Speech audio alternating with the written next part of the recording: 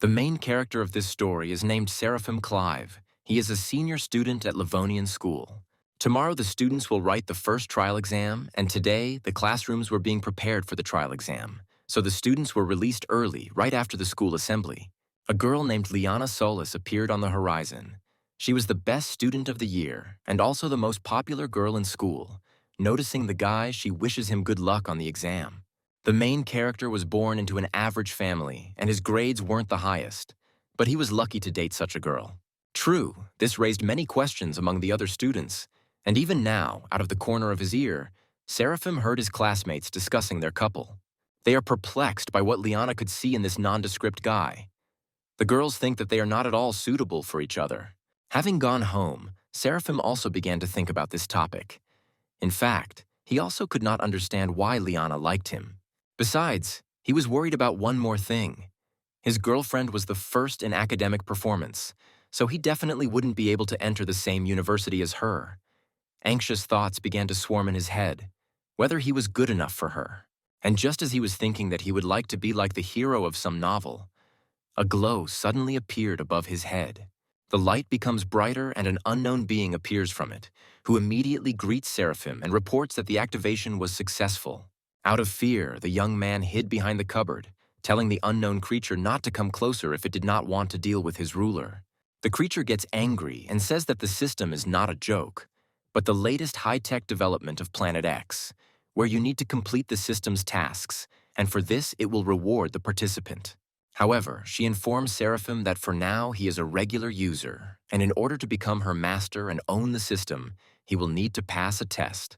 And he adds that the system already gives him the first task, which includes following his words and entering the top 10 students in the class. Seraphim is perplexed as to how he is supposed to do this. He can only get into the top 10 worst, but the creature reminds him that the young man himself said how much he wants to achieve this. But if he does not complete the task, the system will delete itself. The main character was scared not only because he had been given an impossible task, he wanted to know if this flying girl would disappear along with the system. But the creature replied that she was not a devil, so she could not give him impossible tasks. Having said this, she directed an orange beam at Seraphim, which completely covered the young man. She gave him a free beginner's pack. It would expire in a month, and how far Seraphim could advance would depend on his willingness to work. Having finished the phrase, she said goodbye and disappeared into space, leaving the hero alone. Seraphim immediately decided to get into the system and try to find out more about all this. Suddenly he saw a column that mentioned that the system had given him a brilliant memory. And of course, the young man immediately wanted to check it out. Taking the book and reading about a couple of pages, he was delighted. It all turned out to be true. He remembered everything. Continuing to admire what was happening, he suddenly came to the idea that if he did not complete the task, the system would immediately delete everything, and it turns out that he would simply have to continue living as before. Seraphim understands that when faced with ridicule and claims, he will be unable to do anything but endure or run away. But he understands that he doesn't want to put up with this anymore, because he finally has a chance to change his destiny. The hero must seize it. It is almost 2 o'clock in the afternoon, and his exam will start tomorrow at 9 in the morning. To be in shape, he needs at least 3 hours of sleep. As a result of these calculations, he comes to the conclusion that he has 14 hours to prepare. In 15 seconds, he read and memorized 2 pages, spending a minute on 8 pages. In an hour, he will learn 480 if he can remember all the answers to the questions on Chinese and mathematics that may come up on the test tomorrow. If he succeeds, then he will increase his level of knowledge by 100 points, and it is even quite possible that he will be able to score 600 points. The best student in his class had a score of 650 points, but if he could get 600 points, he would be in the top 10. At 8 o'clock in the evening, he went to have dinner, and even at this time, he did not look up from his textbook. Even his mother reprimanded him for putting the book down while eating. When the woman came to her son at 1 o'clock in the morning, she also found him sitting with a book. She reminded him that he had a test tomorrow, so it was time to go to bed. It was approaching 3 in the morning, but Seraphim still didn't go to bed, but simply continued reading under the blanket with a flashlight. Suddenly, a fairy appeared. She noticed how the young man was diligently studying, while before him 1,072 of his predecessors had failed. After all, even having received the strongest ability, without hard work, it is impossible to achieve anything. Only those who are ready to work hard have the chance to experience this strongest system. As a result, the next day, already sitting in class, Seraphim was not in the best physical shape. He liked studying so much that he studied all night, even though he wanted to sleep. But still his efforts were not in vain. He looked at each question and remembered the answers to them. Liana, noticing that her boyfriend looked tired, decided to ask if he was confident in his abilities. Looking at the girl with a tired look, but at the same time smiling contentedly, he said that he was sure that now he would break into the top 10. His companion was a little embarrassed. She didn't understand what was wrong with him. It seemed to her that he had changed somehow. The rest of the students heard this phrase. Muffled laughter could be heard throughout the class, and someone even choked on their drink. Noticing this, Seraphim felt a little awkward. He himself had already managed to understand how overconfident it sounded. Liana blushed a little and, smiling, told the guy that she believed in him. She stood up and, having collected her things, said goodbye to Seraphim as she was going to the exam, and finally suggested that they meet later and have lunch together. The young man waved his hand at her, while behind him, louder laughter could be heard again. The guys were discussing whether Seraphim was ashamed to be such a clown. Realizing that he was being discussed behind his back again, the main character wanted to just put on headphones out of habit so as not to hear it. But suddenly, out of anger and resentment, he squeezed the earphone. The question of whether he was worthy of dating Liana sounded in his head again.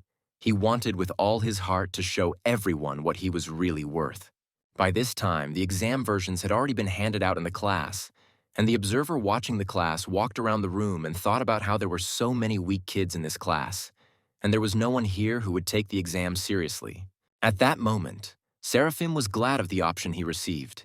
It turned out to be one of those questions that he had learned the previous night. The difference was only in one meaning.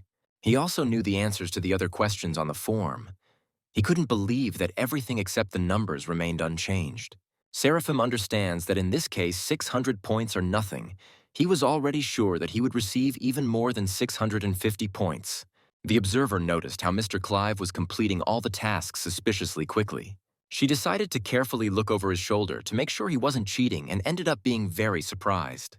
4 days later, Seraphim came to class and again received a tease from his deskmate named Ian, who again reminded him of the phrase about the top 10. He considered the young man to be the class's biggest braggart, telling him that everyone was waiting for his next joke. Noting that it was his own fault that everyone was laughing at him, Seraphim objected to him, saying that everyone was simply jealous of him, since he and Liana were together, and therefore they were making him the scapegoat. Finally, the teacher came into the classroom with a huge pile of papers, and after carrying them to the table, she simply threw them on it. It was obvious that the teacher was displeased. She mentioned in an irritated voice that it was just a trial exam that tested their readiness and that they had gone through all the assignments in class. At this point, she could no longer restrain herself and screamed at the whole class because she did not expect her students to write it so badly, and she wanted to know if they could not pull themselves together in a critical situation. Then how were they going to enter college? She calls the students one by one, announcing the results and handing over their exam forms. Finally, she called the class's top student, David Frith, who scored 653 points, placing him second in the class and 72nd overall. David went to his desk in confusion, while everyone began to whisper among themselves and guess who in their class had come out on top, and everyone became a little tense because there was only one person left whose results had not been announced. Finally, the teacher announced Seraphim. He scored 702 points, came in first place in the class, and second overall. The young man went to get his form, satisfied, while everyone in the class, including the teacher, was perplexed by what was happening. The teachers at the Livonian school were already discussing the results of the trial exam. They were surprised how such a weak student ended up among the best. Someone suggested that the young man was definitely cheating, since the teacher had never seen a student become smarter so quickly. The teacher thought, even if the student had the opportunity to look at the reference materials during the exam, he would hardly have been able to score 700 points right away. Another teacher also thought about this, because it is impossible to find the answer to a question in a book if you have no idea where the necessary material is. And this means that the student really prepared hard. Suddenly, the deputy director loudly slammed a stack of papers on the table and loudly ordered that the topic be closed. And then he asked each of the teachers to make up a new exam version, since he wanted this notorious student to take the test again tomorrow. The next day, sitting in class, Seraphim had already managed to think that it seemed like everyone had already forgotten what happened yesterday. And what was also great was that he still remembered all the material he had learned. By this time, his memory had become even better. Suddenly, the teacher entered the classroom and asked Seraphim to go with her to the teacher's room. He hadn't even set foot outside the classroom before his classmates immediately began discussing his trip to the teacher's room, assuming that he had been caught cheating after all. Entering the teacher's room, he quickly knocked and greeted all the teachers and class teachers. The deputy director immediately suggested that he not beat around the bush and immediately stated that some teachers doubted that he had written this exam honestly. There are those who do not believe in him, and so he personally arranged for Seraphim to retake the test. The young man asked, a little irritated, if he was really the only one who would retake this exam. Another teacher had already carefully pulled out a chair for the student, telling him not to think that they doubted his abilities. He just needs to perceive the retake as an opportunity to improve his knowledge. Seraphim sat down at the table discontentedly, asking if this kind teacher, who was saying such nice things, thought that he was actually cheating. But one way or another, the hero was not worried. He learned all the questions, so he was not afraid of retaking the test. But after taking a closer look at the form, Seraphima suddenly panicked. It turned out that the teacher had prepared new assignments for him, so that the young man would definitely not have the opportunity to cheat. Even though he hadn't cheated on the practice exam, if he made a mistake now and couldn't solve these problems, he would be unfairly accused of lying, and then, out of nowhere, a fairy appeared. She greeted Seraphim and congratulated him on completing his first task. The teacher noticed how the student seemed to freeze in place, and already thought that perhaps the child was frightened by the list of questions. But suddenly, the young man hits the table and declares that everything is fine and he is ready to receive his reward. The teacher has a vague belief in his abilities and still considers him a bad student, and his behavior is proof of this. An hour and a half later, he picked up the paper and told the teacher that he was finished with chemistry. An hour and a half later, he handed the examination paper to the math teacher. The entire teaching staff immediately crowded around the teacher to find out whether the student had completed the task. The teacher replied that she was not sure about chemistry because she had not written the questions, but in all likelihood the answers were correct. But the mathematics is written without errors. Clear answers, correct solutions. She confirms that it is undoubtedly a magnificent piece of work. One of the teachers starts to get even angrier. If he knew that this was for Seraphim the flower, he would have made the tasks even more difficult so that he wouldn't show off.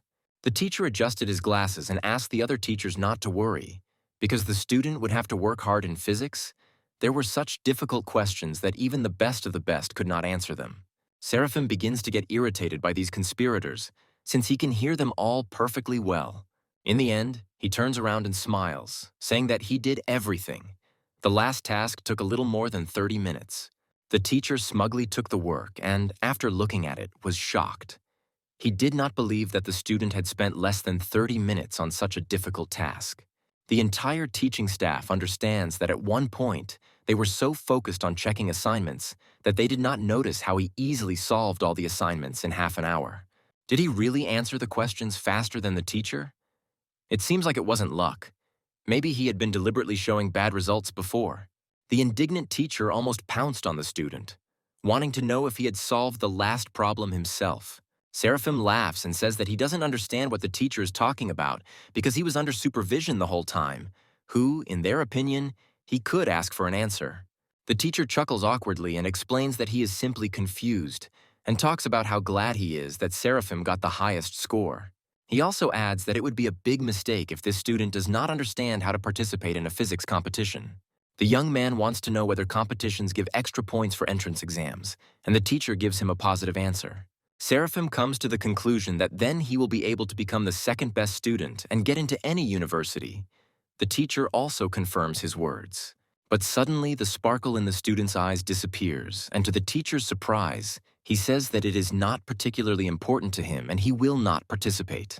And if there are no more questions for him, he asks to leave. Having said this, he quickly headed towards the exit. Walking down the corridor, Seraphim thinks about how good it is that he completed the first system task and received a reward. However, he doubts that everything will be easier from now on. 3 hours ago, he received the award and immediately felt as if his mental abilities had improved. From the depths of his thoughts, he was pulled by the voice of Liana, who was also walking down the corridor and noticed her companion. Seraphim, without thinking, headed towards her, wondering what she was doing on the 6th floor. It turns out that she found out that he was called to the teacher's room and wanted to ask if everything was okay with him. The young man immediately admitted to her that he was forced to retake the exam. Everyone thinks that he could not have increased his level of knowledge in such a short time, and the young man himself would like to know if Liana believes him. The girl approached him and gently cupped his face in her hands, looking him straight in the eyes. She declared that they could think whatever they wanted, but she believed in him. Even though his progress is truly incredible, she knows he wouldn't lie to her. Seraphim is pleased to hear this, but he still wants to know if she really thinks so. Liana blushes even more and says that if he continues in the same spirit, then they will be able to enter the same university. Seraphim was already preparing to embrace his beloved when a teacher came out of the teacher's room, muttering under his breath that the student was clearly not telling him everything. And if he was so smart, then why was he afraid to take part in the competition? Raising his head and seeing how close the young man was to the girl, the teacher pulled him up and immediately began to scold him for his inappropriate behavior at school. Seraphim doesn't understand what the problem is because he didn't do anything like that, but everything is serious with Liana. The teacher becomes even more furious because the student does not understand what the problem is. The teacher is angry because what kind of relationship can there be? They are still school children, and their studies can suffer from such love. The young man decides to ask him one question: where he is on the list in terms of academic performance. Gritting his teeth, the teacher answers him that he is second. Then the question turned to Liana, and the teacher had to answer that the girl was in first place. Seraphim throws up his hands and does not understand how, in such a case, the teacher can still doubt that the relationship has a negative impact on their academic performance. Liana couldn't help but laugh. The teacher clearly didn't like it and asked the young man not to talk nonsense. He decides to remind the student that his place in the overall standings has not yet been confirmed. Seraphim objects because the deputy director approved the results of his retake, and, apparently, the teacher suspects the student of conspiring with him. The teacher asks not to pick on his words. He thinks that there is something suspicious about the fact that he does not want to participate in the physics competition, which means that he definitely cheated. Liana couldn't stand it and decided to stand up for her boyfriend, asking teacher Leon to stop insulting his students. Suddenly, the young man takes her by the shoulder and, looking into her eyes, winks, saying that Leon has a reason for this. In any case, after everything the teacher said, he still wants Seraphim to take part in the competition, and the young man wants to know if this is true. The student is ready to do this, but only on one condition: if teacher Leon makes a bet with him. If he loses, he will do whatever the teacher asks of him, but if he wins, Leon will have to treat their entire class to chicken. The teacher was a little taken aback. He was calculating in his head how much money he would have to spend in case of loss to buy a chicken for 50 people. Seraphim never tires of goading him, saying that at first he accused him of dishonestly passing the exam, and now he is also afraid to enter into an argument with him. In the end, after thinking a little more, the teacher finally agrees to this bet. A few more days passed and the physics competition finally ended. It was raining heavily outside that day, and all the students wanted to quickly take their seats on the bus. Teacher Mary, who was sitting on the bus, was clearly not in the best mood. She doubted that good results could be expected from these students, but in practice it was true. The Livonian school had never been strong in such competitions. The teacher who was supposed to be the team leader took the day off and asked Mary to replace him. It seems the school doesn't really care about the competition. The teacher was upset not only because she had to replace another teacher, but also because she lost to a new teacher named Lucinda Maxwell. But she still thinks that no matter how much experience Lucinda has as a classroom teacher, her students will still be far from hers. 5 days later, the teacher's room was again more crowded. Among the students, there were Liana and Seraphim, and the young man decided to ask the girl why only they were invited here. Liana suggested that perhaps they wanted to announce the results of the competition to them. The deputy director finally made sure that everyone was now gathered and already wanted to give the floor to the director. Noticing that the students are whispering among themselves, Mary cannot restrain herself and begins to scold them because they imagined that if they earned a lot of points, then now they have the right not to listen while the teacher is talking to them. Mary then looked sarcastically at teacher Lucinda, as if hinting that her students were behaving inappropriately. Seraphim, seeing this picture, decided to intervene in the conversation, saying that he did not understand what teacher Mary was talking about, and that he did not think that they behaved disrespectfully towards the teacher. Mary noticed that Seraphim and Liana were holding hands and decided to remind them that students were forbidden from being in relationships. But here they were walking arm in arm. All eyes immediately turned to teacher Lucinda. Seraphim realized that Mary was not getting along with their class teacher, so she decided to take it out on her students. The young man realized that he needed to act. He raised his and Liana's hands up and loudly announced that they were dating. And what he did next, no one expected at all. Seraphim pointed to the director and said that he knew everything about it and was not at all against it. The director even choked on his drink at this news. He didn't remember saying anything like that. Seraphim continues.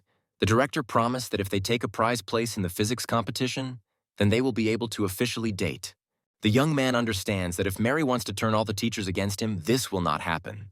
The deputy director decided to intervene, and winking at the director, said that he was also aware of this agreement. The director slapped himself on the forehead and pretended that he remembered how they had discussed it, and that the school was ready to allow a lot for such a wonderful student as Seraphim. Now that he had the support of many teachers, he felt his complacency growing with every passing second. Mary tries to object to the director, but he interrupts her and asks to let him now announce the important news. It turns out that their school took first and second place in the physics competition. First place went to Seraphim Clive from Class 3-3, and second place went to Liana Solis from Class 3-1. The principal solemnly begins to clap his hands and wants everyone to praise the students and congratulate them on their victory. Mary hears how everyone starts applauding, and she can't believe that Seraphim won this competition. And she is also finished off by the fact that one of the teachers congratulated Lucinda on winning the competition. She had never heard of him before this incident, and she suspects that Liana could not have trained him so well. And if Mary had been the head of the third grade, then all the congratulations would have gone to her, not Lucinda. She was overcome with envy. Mary felt sick at the thought of why Lucinda was so lucky. As everyone was leaving the conference room, teacher Leon stopped Seraphim. The teacher smiled and reminded them that their bet was still on, and he would be happy to buy a chicken for their class. The young man was a little surprised because he didn't think that the teacher would take him seriously after all. He was just joking about the bet.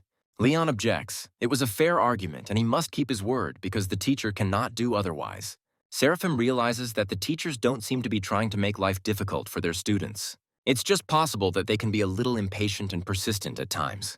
Already in class, Mary scolded her class for making so many mistakes in such simple questions. She wants them to follow the example of Seraphim from Class 3-3 because it took him only a month of preparation to take first place. A contented Seraphim sitting in class continues to think about teachers and understands that sometimes they are simply worried about their academic performance. Mary continued to be angry with her class. She wanted them to follow the example of the winning student, because after passing the exams, he also took part in a competition where he won first place. Leon still kept his promise, and the whole class went to eat the goodies together. Mary did not finish her tirade. She shouted that among her students, there were simply no such hard-working students as Seraphim. The school children noticed that their teacher had already mentioned this Seraphim 10 times. If they hadn't known, they would have thought that he was her student. One of the students sitting at the back of the class even seriously wondered who this Seraphim Clive was. The fairy appeared to the student again and said that since he had successfully completed the first mission, and therefore as a reward she would grant him the ability to quickly comprehend, now he would be able to solve the assigned tasks in an instant. Seraphim was delighted, and from then on any task was within his power. As he was leaving the classroom, Ian tried to stop him, wanting to know if he was going home. The young man confirms and asks why his classmate is not going home. The fat man reminds him that today they will have a match with the first grade, and from the third parallel, Seraphim plays basketball the best, and if he does not go with them, then they will definitely lose. The young man doesn't want to take part in this at all, so he starts making excuses that he's been so busy lately and has almost forgotten about basketball. But seeing how upset Ian is, he picks him up and, holding him, says that it's time for them to go out onto the field and smash their opponents to smithereens. They arrived at the field where they were immediately greeted by their team members. But his rivals also noticed him. One of them, named Frank Kishp, addressed the Seraphim class as scum and wanted to know if they were ready for defeat. The young man was just changing into his uniform and asked Frank to chat less, since they had gathered there to play, not to chat. The opponent supports him, because time is not limited, and the one who first scores 50 points wins. The game has begun.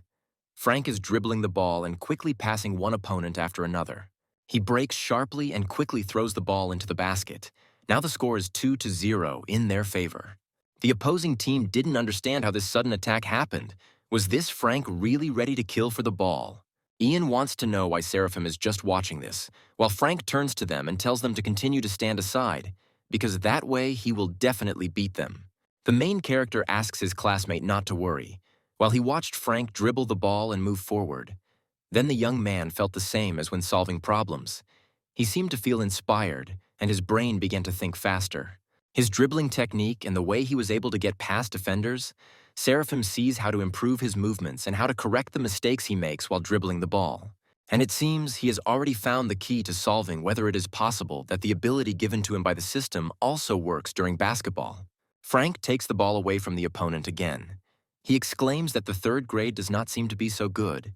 He advises them to try using the blocked shot. But suddenly, out of nowhere, Seraphim appears in front of him. He deftly snatches the ball and begins to dribble it. One of the opponents tried to trip him, but the young man jumped up and threw the ball forward. The ball went straight into the basket. Ian couldn't believe it. He watched his friend's game and saw that he played exactly like Frank. Only Seraphim's throw was stronger and faster. The whole team immediately rushed to him to support him and asked the young man how he saw and immediately learned the opponent's technique. Meanwhile, Frank was angry at his teammates, calling them losers, since no one stopped this brat who was throwing the ball. But the players don't agree with his claims. Why does he blame only them? Because in fact, Seraphim stole his technique of ball control. The game continues, and Frank, back on the field, shouts at the third grade not to get cocky, because they have only just started the game. Seraphim chuckled and declared that although Frank didn't understand it, the game was almost over. After another 30 minutes, almost all of the opponents were lying on the field, exhausted. The protagonist reports that the score is currently 47-2 in their favor, and thinks that they need to go easy on the opposing team. But he notices that the opponents have even stopped resisting. Then Seraphim decides that it is time to test himself. He is interested in what his limit is. He moved further away and started aiming. Frank noticed this and was shocked. His opponent was standing 3 steps beyond the three-point line. Seraphim understood that this throw would probably be 100% successful. Both teams were simply watching this with bated breath and saw the moment when the ball hit the hoop from such a distance. After that, Seraphim already realized that the game was over and was about to leave.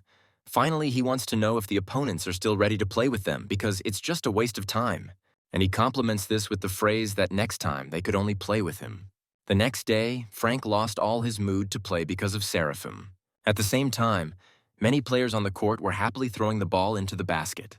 A player named Brown Cole was throwing one ball after another, and with a couple more throws, the number of hits would exceed 100. Brown spotted Frank behind the field's bars and invited him to come out and play with them. But Frank rejects his offer because he has no desire at all. The young man wants to know if he really lost with a score of 50-0. Frank shyly says that if he were as talented as Brown, he would not have given Seraphim a break. The young man thought about it because he had heard this name somewhere before, and even supposedly knew that this student was in the 3rd grade. Brown recalled that this might be the student Mrs. Lucinda had told their class about.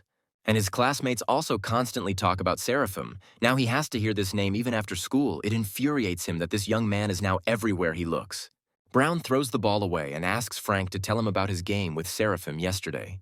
A little later, Ian and Seraphim were walking along the basketball court, and the main character asked his friend to go first, and he would wait for Liana. And then, out of nowhere, a basketball, perhaps intentionally thrown at him, rushed straight at the young man. Brown and Frank were standing on the court, clearly waiting for the young man. Frank introduces Seraphim Brown as the point guard for their high school team and the best player in Livonia City. He heard that the young man wanted to compete with someone in throwing the ball, so Brown made time for it. Seraphim admits that he does not want to compete and, throwing the ball back, announced that he is leaving. Brown caught the ball and wanted to know if the young man was really dating the school's #1 beauty, Liana Solis, because he didn't understand what she saw in him. He suggests that the girl might have some kind of vision problem since she can't see what a weakling her boyfriend is. Seraphim headed for the exit and declared that they would not be able to provoke him. At this time, the students had already crowded around the court and were watching the confrontation between the two guys. They realized that it looks like someone is clearly trying to fight the ball god. Seraphim decided to find out what Brown wants from him. He wants them to play, and when he loses, he will no longer be able to appear on the field and will also break up with Liana. The main character began to warm up. He agreed to this bet and indicated that they would play until 10 points. But if his opponent loses, he wants Brown to call him Big Brother. The young man agreed, but said that first the guy would have to defeat him. The spectators expected Brown to win this bet because he is the best scorer among high school students in the province. They do not understand how Seraphim dared to challenge him. Meanwhile, Mr. Cole had already scored the first goal. Seeing this, all the girls blushed a little and began to support the young man. Brown didn't stop, but demonstrated how he accurately hit the hoop from different points. Everyone saw that the young man was in great shape as always, and he was able to throw the ball into the basket 9 times out of 10. They even suggest that it would have been better for Seraphim to give up right away and not disgrace himself. Brown threw the ball into the protagonist's hands and declared that it was now his turn. The young man took a stance, and concentrating and measuring the distance, he launched the ball. All the spectators were surprised because the ball was spinning too much in the air. The ball went through the ring and, falling to the floor, the ball bounced back and landed right into Seraphim's hands. Everyone was shocked by this reception, as they had not placed any special hopes on the young man. They then watched as 9 balls were already in the basket, and the player did not even move from his spot. Brown didn't understand what the hell was going on. It didn't even look like a Superman.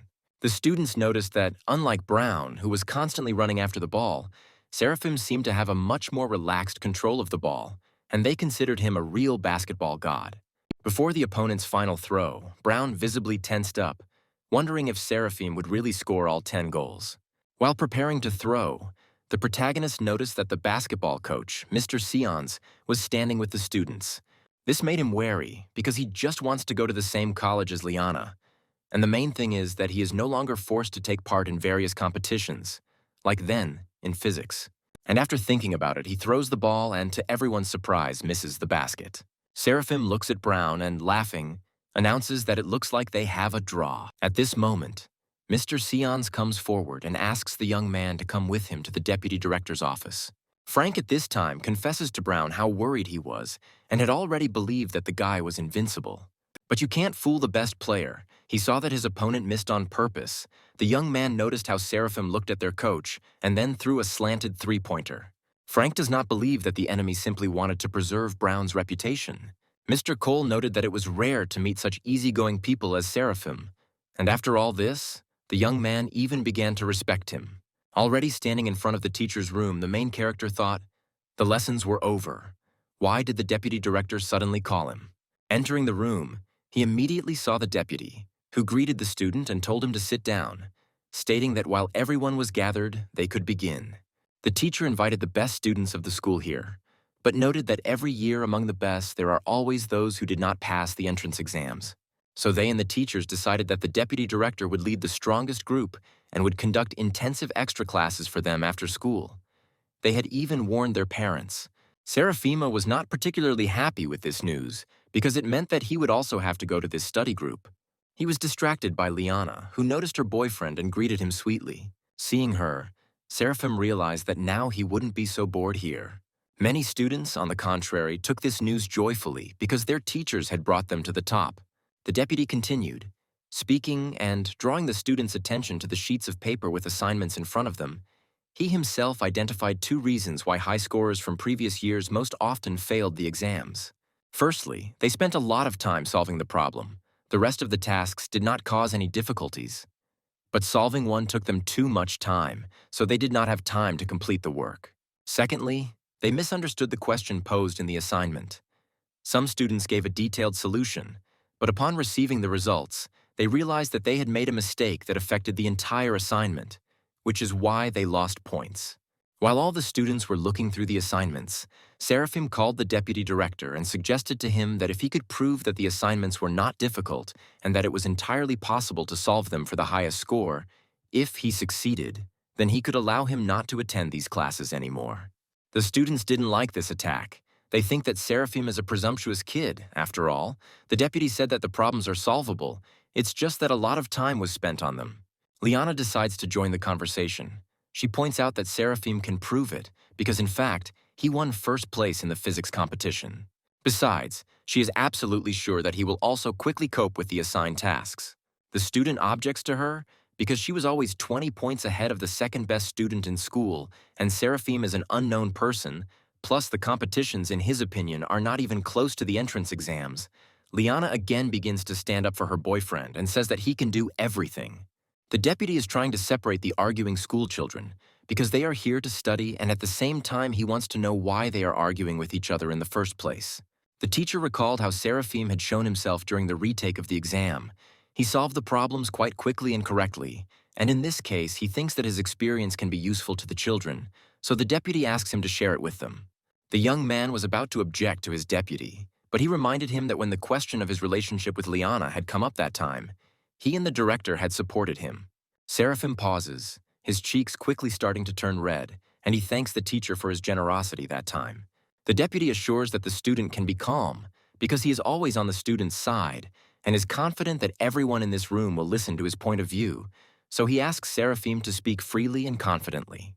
The young man decides to give it a try and begins to explain that, in his opinion, more practice is needed to achieve greater speed in solving problems.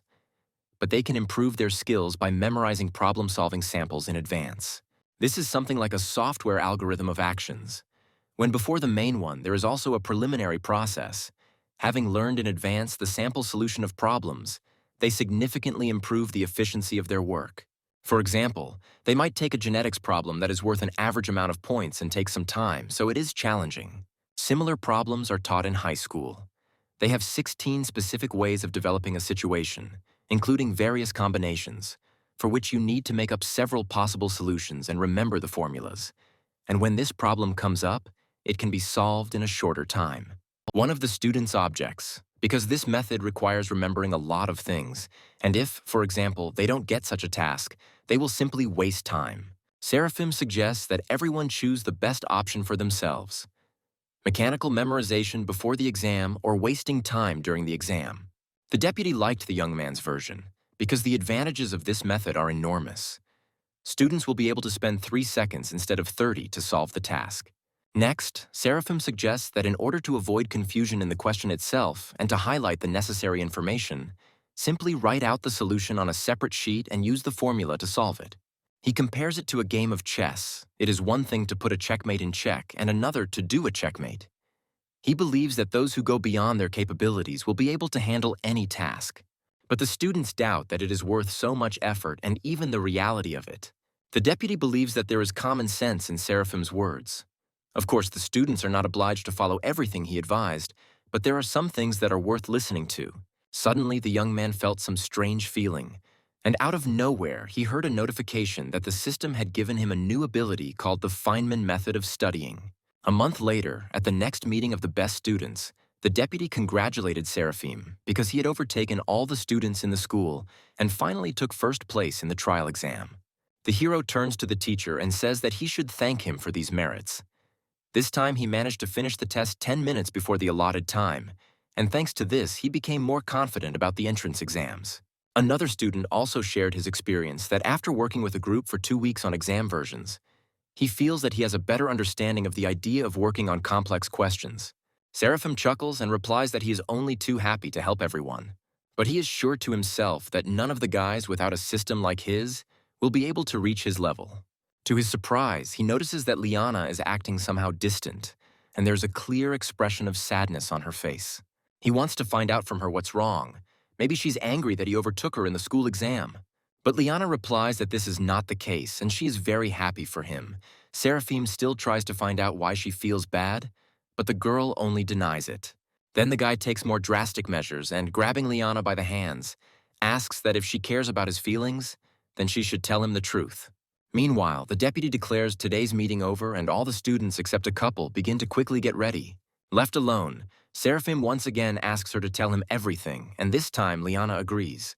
She quietly tells him that they might not be able to get into the same college. Yesterday, her mother suddenly told her that she wanted Liana to study abroad.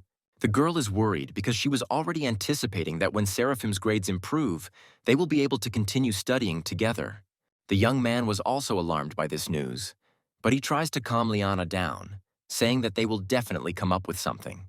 They both end up at an appointment with Miss Devona Solis. Liana tries to start a conversation and addresses her as Auntie. Devona laughs because she allows herself to be called Auntie because she is not one of those old-fashioned mothers who forbids her child from dating. Besides, she trusts her daughter. It's immediately obvious from Liana that this conversation is difficult for her. However, despite the fact that Miss Solis is not against their relationship, she still believes that Liana needs to think about her future first. Miss Devona has a goal. She wants to give her daughter the best education. Seraphim listens to her and analyzes the situation, because thanks to the system, he now has access to the best education. He is sure that no university can compare with it. But there is a problem. He can't just go and tell everyone else about it, and besides, he's afraid that no one will believe him. Auntie suggests that if Liana's boyfriend came here to convince her, then she is ready to listen to him. Seraphim supports her and asks his girlfriend to let him talk to her mother. He begins his conversation by saying that he understands how Miss Devona is worried about her daughter, but he wants to know what she means by a good education. An honors degree or a well-equipped, expensive campus. The aunt smiles and replies that she doesn't think that this is the most important thing. She was interested in finding out what a good education includes, in the young man's opinion. Seraphim enthusiastically shouts out that this requires thinking people, masters of their craft. After all, they are the ones who form the foundation of education, and in their country they can also receive the best education. Devona, hearing his speech, clapped her hands. Noting that it was all said very well, she was simply amazed. But he still missed something. Seraphim guesses that he missed this important component of the connection. The young man activated the ability to anticipate the opponent's actions and received a rookie card. Devona confirms that everything is as he said. All the power is in the people. Miss deals 4 blows to all the opponent's followers. The woman notes that by maintaining communication with college friends, it will be easier for them in the adult world. The opponent discards the card Harsh Reality and hits the cards of Seraphim. The young man realizes that she made a powerful code, but accepts it. He turns to Devone and says that perhaps it will sound incorrect on his part, but he still wants to say that connections are acquired by those who have power. It might be really important for some people to make connections in college, but he and Liana don't need that. Miss Solis finds it funny. Usually those who are lower in status than her are afraid to even breathe next to her. She hasn't met such a young man as Seraphim for a long time. She notes that it is very rare for a high school student to show such courage. The young man even reminded her of himself in his youth. Liana was surprised by her mother's behavior. She had never seen her like this. Seraphim is glad that it seems his argument about the power being in people has found a response in his aunt's heart and perhaps things are going well. And then an interesting thought comes to his mind. He jumps up from the sofa and, turning to Devone, offers her to make a bet. Auntie decides to bring Seraphim down to earth a little, reminding him not to forget that he still has to go to school, and she doesn't want his outburst to affect his studies. Her hero promises that his studies will not suffer from this, because he wants to bet on his scores on the entrance exams. If he gets the maximum score, then she must promise that he will allow Liana to stay in China. If he fails, then he will do whatever she wants. Devona was perplexed by such speeches. She did not believe what the young man was saying. How could he get 750 points? He was clearly out of his mind. Seraphim admits that he understands that it is not easy at all, and no one has ever managed to get the highest score on the entrance exams before. But if he is not able to do even this, then how can he consider himself worthy of Liana? How will he then have the courage to ask her to stay with him? Devona replies that Seraphim surprised her in a good way at first, but she didn't expect him to think so highly of himself. But in the end, she agrees to make a bet. But if he loses, then she will think about whether he is worthy of her daughter. Liana tries to object to her mother, but Devona continues to be angry. She will not trust her daughter to such an egoist. Miss Devona stands up and replies that she is tired and asks her daughter to walk Seraphim to the door. Liana is worried, but the young man asks her not to worry, because he will be able to convince her mother. And it was already late anyway, and he was planning to leave anyway. As he heads for the door, he realizes he didn't think he would screw up like that. He blames the system and thinks he will never forgive it. Suddenly, a mandatory assignment was given, to bet with Liana's mother for the highest score on the entrance exams, and if the assignment was failed, then Seraphim would be subjected to school bullying because of his relationship with Liana, and would also take the punishment of having his brain cells processed and subsequently losing interest in the opposite sex. During evening classes, Ian decided to ask Seraphim if he was too confident in himself, since he had just recently taken first place in the mock exam, and now his whole appearance showed that he no longer needed to study. The main character asks him to think about what he is talking about. Seraphim reads the newspaper to improve his level of knowledge. His friend asks him to stop bragging because reading the news will not help him in any way. Seraphim objects that in order to get the highest score on the entrance exams, he needs to get 9 out of 10 points in the other subjects, including in essay writing. Already sitting at night in his room, a fairy suddenly appeared in front of the young man. He immediately decided to complain why she appeared only now. The creature clearly didn't like this. She doesn't want him to call the system stupid. Seeing the fairy's anger, the hero decides that it would be better for him to agree with her. But he really wants to find out what task the system gave him. The fairy doesn't understand what he's talking about, because no additional information is provided. But she told him that the system would not give him a task that he could not handle. Seraphim does not believe his ears. Could he really get the highest score on the entrance exams? But the fairy decides to remind him better. He recently won a basketball game, and she is here to give him a reward. This news could not but please Seraphim if he was given a new skill. Then it was not surprising that the system entrusted him with such a strange task. As a result, the system opened up a skill for him, Calligraphy Master. But this is not what the young man expected. How will it help him pass the entrance exams better than anyone else? Sitting in class, he is confident that he will be able to get the highest score. The main thing is to write the essay well. Using his ability to get along with people, he must write a great essay that can resonate with people's hearts and make them feel the result he wants to achieve. Finally, classes were over and Ian decided to see if Seraphim wanted to play ball with him. Mr. Clive declines the offer because today he wants to introduce Liana to his mother. Standing in front of the door, Liana admits to the guy that she is a little nervous. Seraphim tries to calm her down, saying that his mother is wonderful. He reminds her that he was not at all afraid when he went to meet her mother. But their conversation is interrupted by the hero's mother, who suddenly opens the door. The son decides to introduce her to his girlfriend, Liana, about whom he talked a lot there. The mother immediately thought about how pretty this girl was, and her eyes widened a little when she saw that her son and this girl were holding hands. She immediately picks up the girl and enthusiastically talks about how glad she is to meet her, and that her son is very lucky to study with such a wonderful classmate. Seraphim tensed up a little, as he couldn't remember the last time his mother had been so delighted. The rest of the evening goes quite smoothly, and they have a nice conversation over dinner. Seeing off the young people, the mother declares that she will wait again for Liana to come visit again. She reminds Seraphim a little sternly to take the girl to the car. Liana is very happy about this evening. She admits that he feels so at ease. The girl noticed that his mother is softer than hers. Seraphim is glad that his girlfriend liked it, and he invites her to come to them more often, and he will try to give it his all. Liana laughs and asks what he is talking about. The young man replies that he will get the highest score on the entrance exam. Several months later, Ivy Store greets everyone on her broadcast and announces that today is the last day of entrance exams. It shows how many parents gathered in the schoolyard. College entrance exams are really a big event for every family. Ivy was embarrassed by the reactions in the chat. Everyone was sending her hearts and writing that she was the best. Someone even asked her to marry him. Seraphim and Liana appear in the frame. The girl immediately pays attention to them. Ivy assumed that these two had already shot. She decides to greet them and find out how everything went. After all, how did they manage to do it so quickly? There was still a whole hour left before the end of the exam. Seraphim confesses to her that they simply wrote all the assignments and handed them in. Ivy is in shock. She already managed to think that they were expelled from the exam for some violation. The girl admits that it simply rarely happens that students submit their work on entrance exams so quickly, and she wants to know how difficult the assignments were this year. The guys laugh and answer that the questions weren't particularly difficult. Seraphim suggested that he would probably get a perfect score. Ivy was shocked. She thought he was joking. She decides to clarify whether he is sure that he was able to get the highest score in a foreign language. Seraphim decides to clarify. He means the highest score in all subjects. Ivy thanks them for their comments and says she'll go and interview the rest of the guys. After moving away a little, the girl exhales and thinks about what a strange guy he was. But this broadcast did not go unnoticed. Rumors about the arrogant young man were already spreading online. Even the Livonian school newspaper published an article about a senior student shouting loud words, which caused a wave of controversy.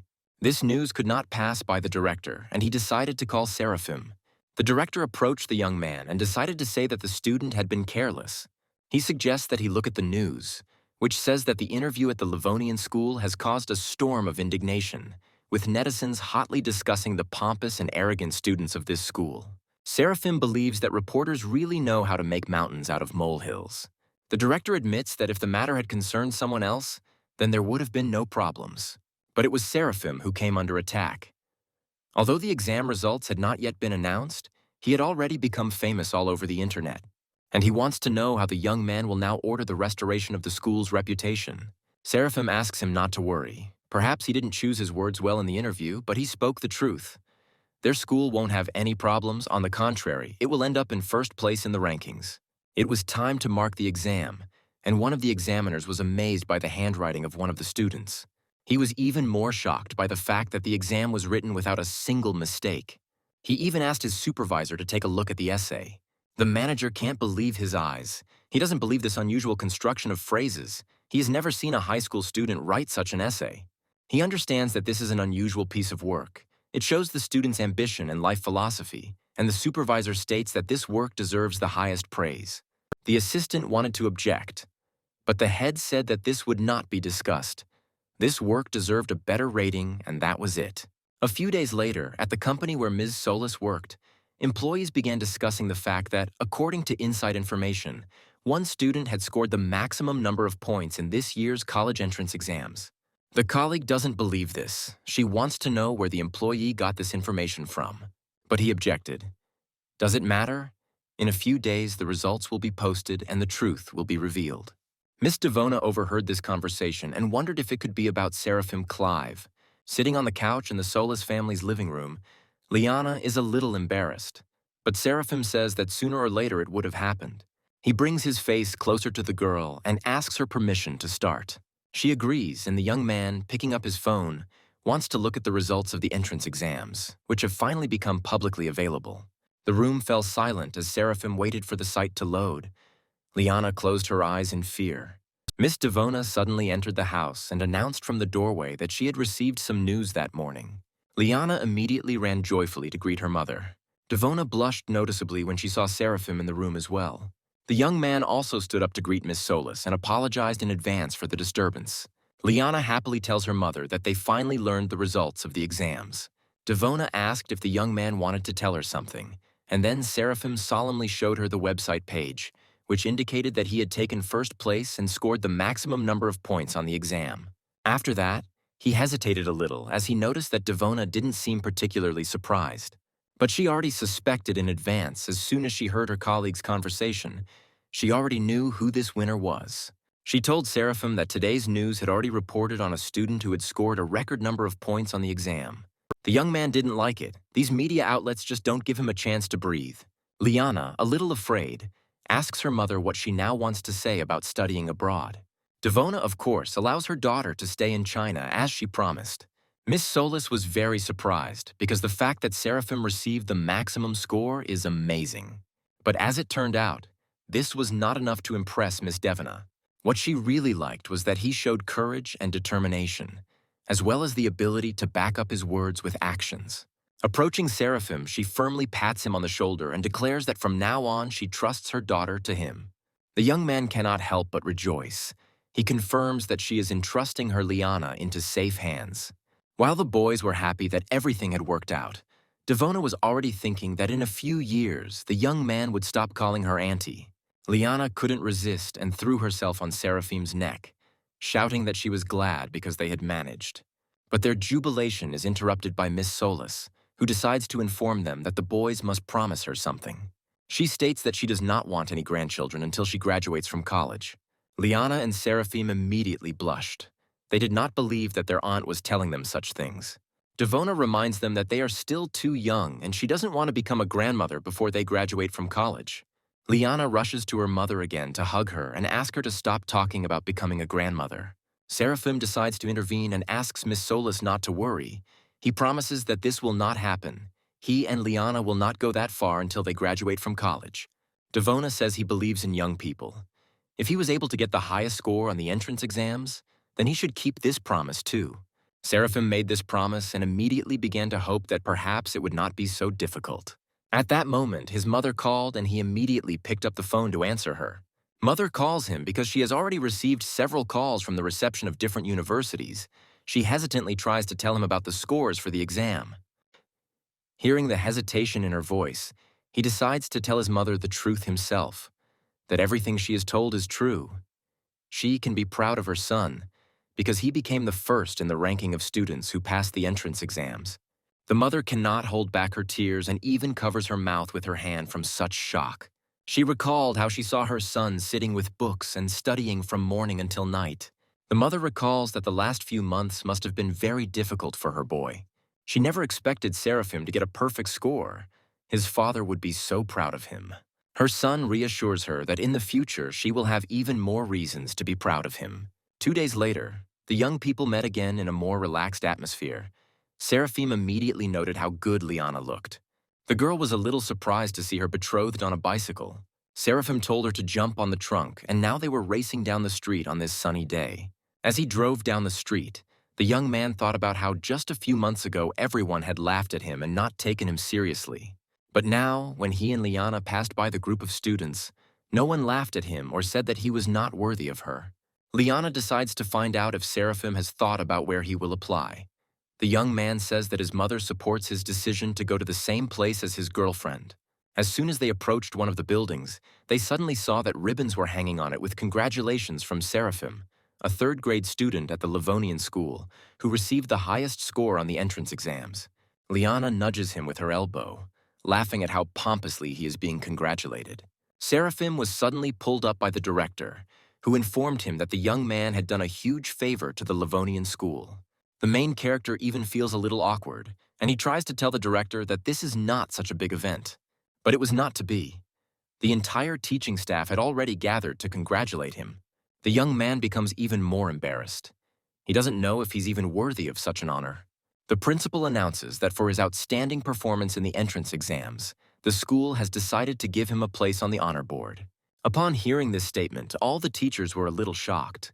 Lucinda reflects on the fact that in the school's 40 years of existence, only 4 people have had this honor.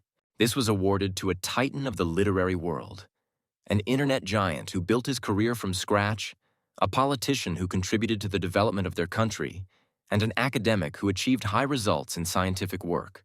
And now it's Seraphim's turn, and he's only 18 years old. The thought was lurking in Lucinda's head. Was it really possible that at his age he was already on the same level as such strong personalities? The teacher decides to check with the principal whether this is too big a reward. The director decides to ask her why the Wall of Honor is needed, and to demonstrate the greatness of their school, or to encourage their future students to strive for excellence. For years, their Wall of Honor has been a benchmark of social success, but those around them probably didn't realize that it was something like forbidden fruit for the students. If even a brilliant student like Seraphim can't take his place on the wall, then will anyone else be able to do it? Teacher Lucinda thought about it and came to the conclusion that it all sounded reasonable. In this case, the director declares that Seraphim Clive is worthy of being on the Wall of Honor. Everyone around him starts to applaud loudly, which makes the young man feel awkward, and he feels like he can't accept such an award. The director tries to convince him that everything he said here will really be in vain. He decides to whisper in the student's ear that thanks to him, their school received a grant for a tidy sum. And plus, for each person who is listed on the Wall of Honor, the grant is an even larger sum of money. The main character even lost the power of speech from such amounts.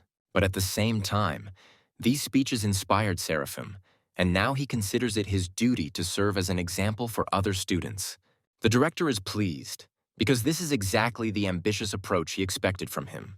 And the headmaster also said that Seraphim would need to do something later, so he should be ready. He says that the media wants to interview him, so he must not let his alma mater down and perform well. The director heard that it would be held live and would gather a lot of viewers in front of the screens, because Seraphim was, after all, the first in the history of college entrance exams to receive the maximum score. Journalists have already gathered in the conference room. The first interview they take is with the principal, who says that this year their school was able to achieve excellent results once again. Until it was Seraphim's turn, he was thinking about how it was possible to give a grant for such a large sum of money for literally nothing. Finally, the interviewer reaches him. She wants to know if he has anything to say to the younger generation. The young man immediately hesitated because he couldn't say that they didn't have a system like his. Although in theory the system is only half the battle, he was able to achieve such results also thanks to the skills given to him. If you think about it, what helped him the most was that the system's tasks were mandatory to complete. If he didn't work until he was exhausted every time, he would be able to use his skills to their full potential. He is going to give one piece of advice and states that you shouldn't be afraid to lose face. Seraphim knew that at first many people would laugh at him, and to be honest, he was a little scared. And he thought that if he didn't try, he wouldn't lose. He thought that people don't even realize how often they repeat these words. Although you want to confess your feelings for someone, you are afraid to look them in the eye. You're afraid to act at the crucial moment and blame yourself for it. You're afraid to fail the exam, and so on. He believes that one should make it a habit to tell oneself that I am determined, which means that I can handle it. So the goal will not seem so unattainable, of course. He himself would not have achieved such a result without luck and the help of others. But there is something he still wants to share that will serve as support for young people in the future. The secret is that he is not afraid to fall in the eyes of others. At that moment, many students were watching this live broadcast, and they listened attentively to what Seraphim was saying. Suddenly, the young man heard a strange notification from the system. It congratulates Seraphim. For the love of fans, he received 10,000 points. And now the lottery has been successfully launched. While in his living room, the main character listened attentively to the fairy, who explained that he had one chance to win the lottery. She wants to know if he confirms the launch of the lottery. Seraphim happily agrees to this. The creature happily announces that the young man has won the brilliant idea skill. The main character immediately became interested in what this skill entailed. The fairy explains that one day physicists discovered the structure of the benzene ring, and mathematicians constructed a regular pentagon. Nowadays, students understand all these things, but in the past, these were real scientific discoveries, or, in other words, brilliant ideas. Seraphim is full of enthusiasm and wants to try out his new skill as soon as possible. The fairy leaves the young man alone with the tasks of the top 5 mathematical hypotheses. Seraphim gathers his strength and begins to activate the brilliant idea ability. Hours passed, and only in the evening was he able to finish his calculations a little. Suddenly, someone knocked on the front door, and Mom immediately entered the room, because it was already 5 in the evening, and she had no idea who it could be behind the door since they weren't expecting anyone. Seraphim already wanted to get up and open the door himself, but his mother told him to continue working, and she herself would open it and see who had come to them. Opening the door, the woman saw a tall, thin man wearing glasses who was asking if Seraphim Clive lived there. The man decides to introduce himself. His name is Raj Gable. He's the chairman of the admissions committee at Anna University, and he would like to know which college Seraphim has chosen. The mother was speechless as to why the chairman of the admissions committee at Anna's University had come in person. She kindly invites Raj to come in, and the chairman has already managed to see this silent question in her eyes and hastened to answer that he is here personally because her son is a special applicant. And suddenly there was another knock at the door. Another man was standing in the threshold and asking if Seraphim Clive lived here. He came on behalf of the admissions committee of Taekock University. But upon seeing Raj, the man's gaze immediately changed from friendly to angry. He starts an offensive and immediately wants to know if he wants to lure Seraphim to his university. You could say he caught his colleague red-handed. Raj wanted to say something, but the enemy threw some papers at his feet. While Raj was looking at the papers, a representative from Taekock University approached the boy's mother, introducing their university as the best in the country. They have the best campus and living conditions, and the teachers are simply beyond compare. And it will be the best decision if the mother entrusts her son to them. Raj overhears that his rival promises that if Seraphim chooses their university, his scholarship will be 300,000 yuan. The representative had already handed the documents to the mother, saying that all she needed was a couple of signatures. Raj can no longer give up his position, and he grabs Seraphim by the shoulders and says that if his choice falls on Anna University, then he will personally arrange for the young man to receive a scholarship of millions of yuan. The opponent froze in amazement when he heard the amount of scholarship his rival had offered. Raj continues to press the young man. If he is not satisfied with this amount, then he can offer his own. And in general, if he enters Anna University, then he can ask him for anything. Seraphim finally managed to say that, in fact, he and his girlfriend decided to enroll in the same university. Raj starts talking about how his girlfriend will be able to choose any direction, and their master's studies will be free for them, and they will also be able to put them in the same dorm, and that they will also be able to agree on her scholarship. Raj's rival is simply indignant. He asks his colleague if they even have the right to do this. The top of the best includes dozens of students in the country, and they cannot afford to pay such scholarships to everyone. Raj has already made up his mind. He has a hunch that if he doesn't keep this child by all means, he risks never knowing what kind of genius he missed. Already on the plane, Seraphim told Liana about how the face of the representative of the admissions committee of Taykok University turned green when he heard Raj's conditions. 2 months ago, university representatives showed up at Seraphim's home and wanted to know where he was going. The young man awkwardly admitted that his girlfriend had already chosen Anna's university, so he would also be applying there. Raj immediately began to make fun of his rival, who after these words was ready to offer the young man anything, just so that he would change his mind. But there was nothing to be done. The representative of Taykok University had to pack his suitcase and leave, saying that he had not lost to Raj, but that he had just been unlucky this time. Mother Seraphima continued to be in a state of shock. She could not believe that her son had just been invited to study at one of the best universities in the country. But in the end, the main character was happy that he and Liana entered Anna's university together. The girl confessed to him that she could not believe that they had achieved their goal together. She thought to herself, although she always believed in Seraphim, his grades were not so good before. Sometimes she even begins to think that he has become a completely different person. At this time, lunch finally began to be distributed throughout the plane, which the young man was very happy about, as he was quite hungry. Liana, seeing how her betrothed was gobbling up another bun, laughed loudly. Seraphim wanted to know why she laughed, but the girl said that there was nothing wrong with it. He was just the same and hadn't changed a bit. Suddenly, the young people also heard laughter coming from the next row. Liana turned to see who was laughing too and saw a pretty blonde winking at her.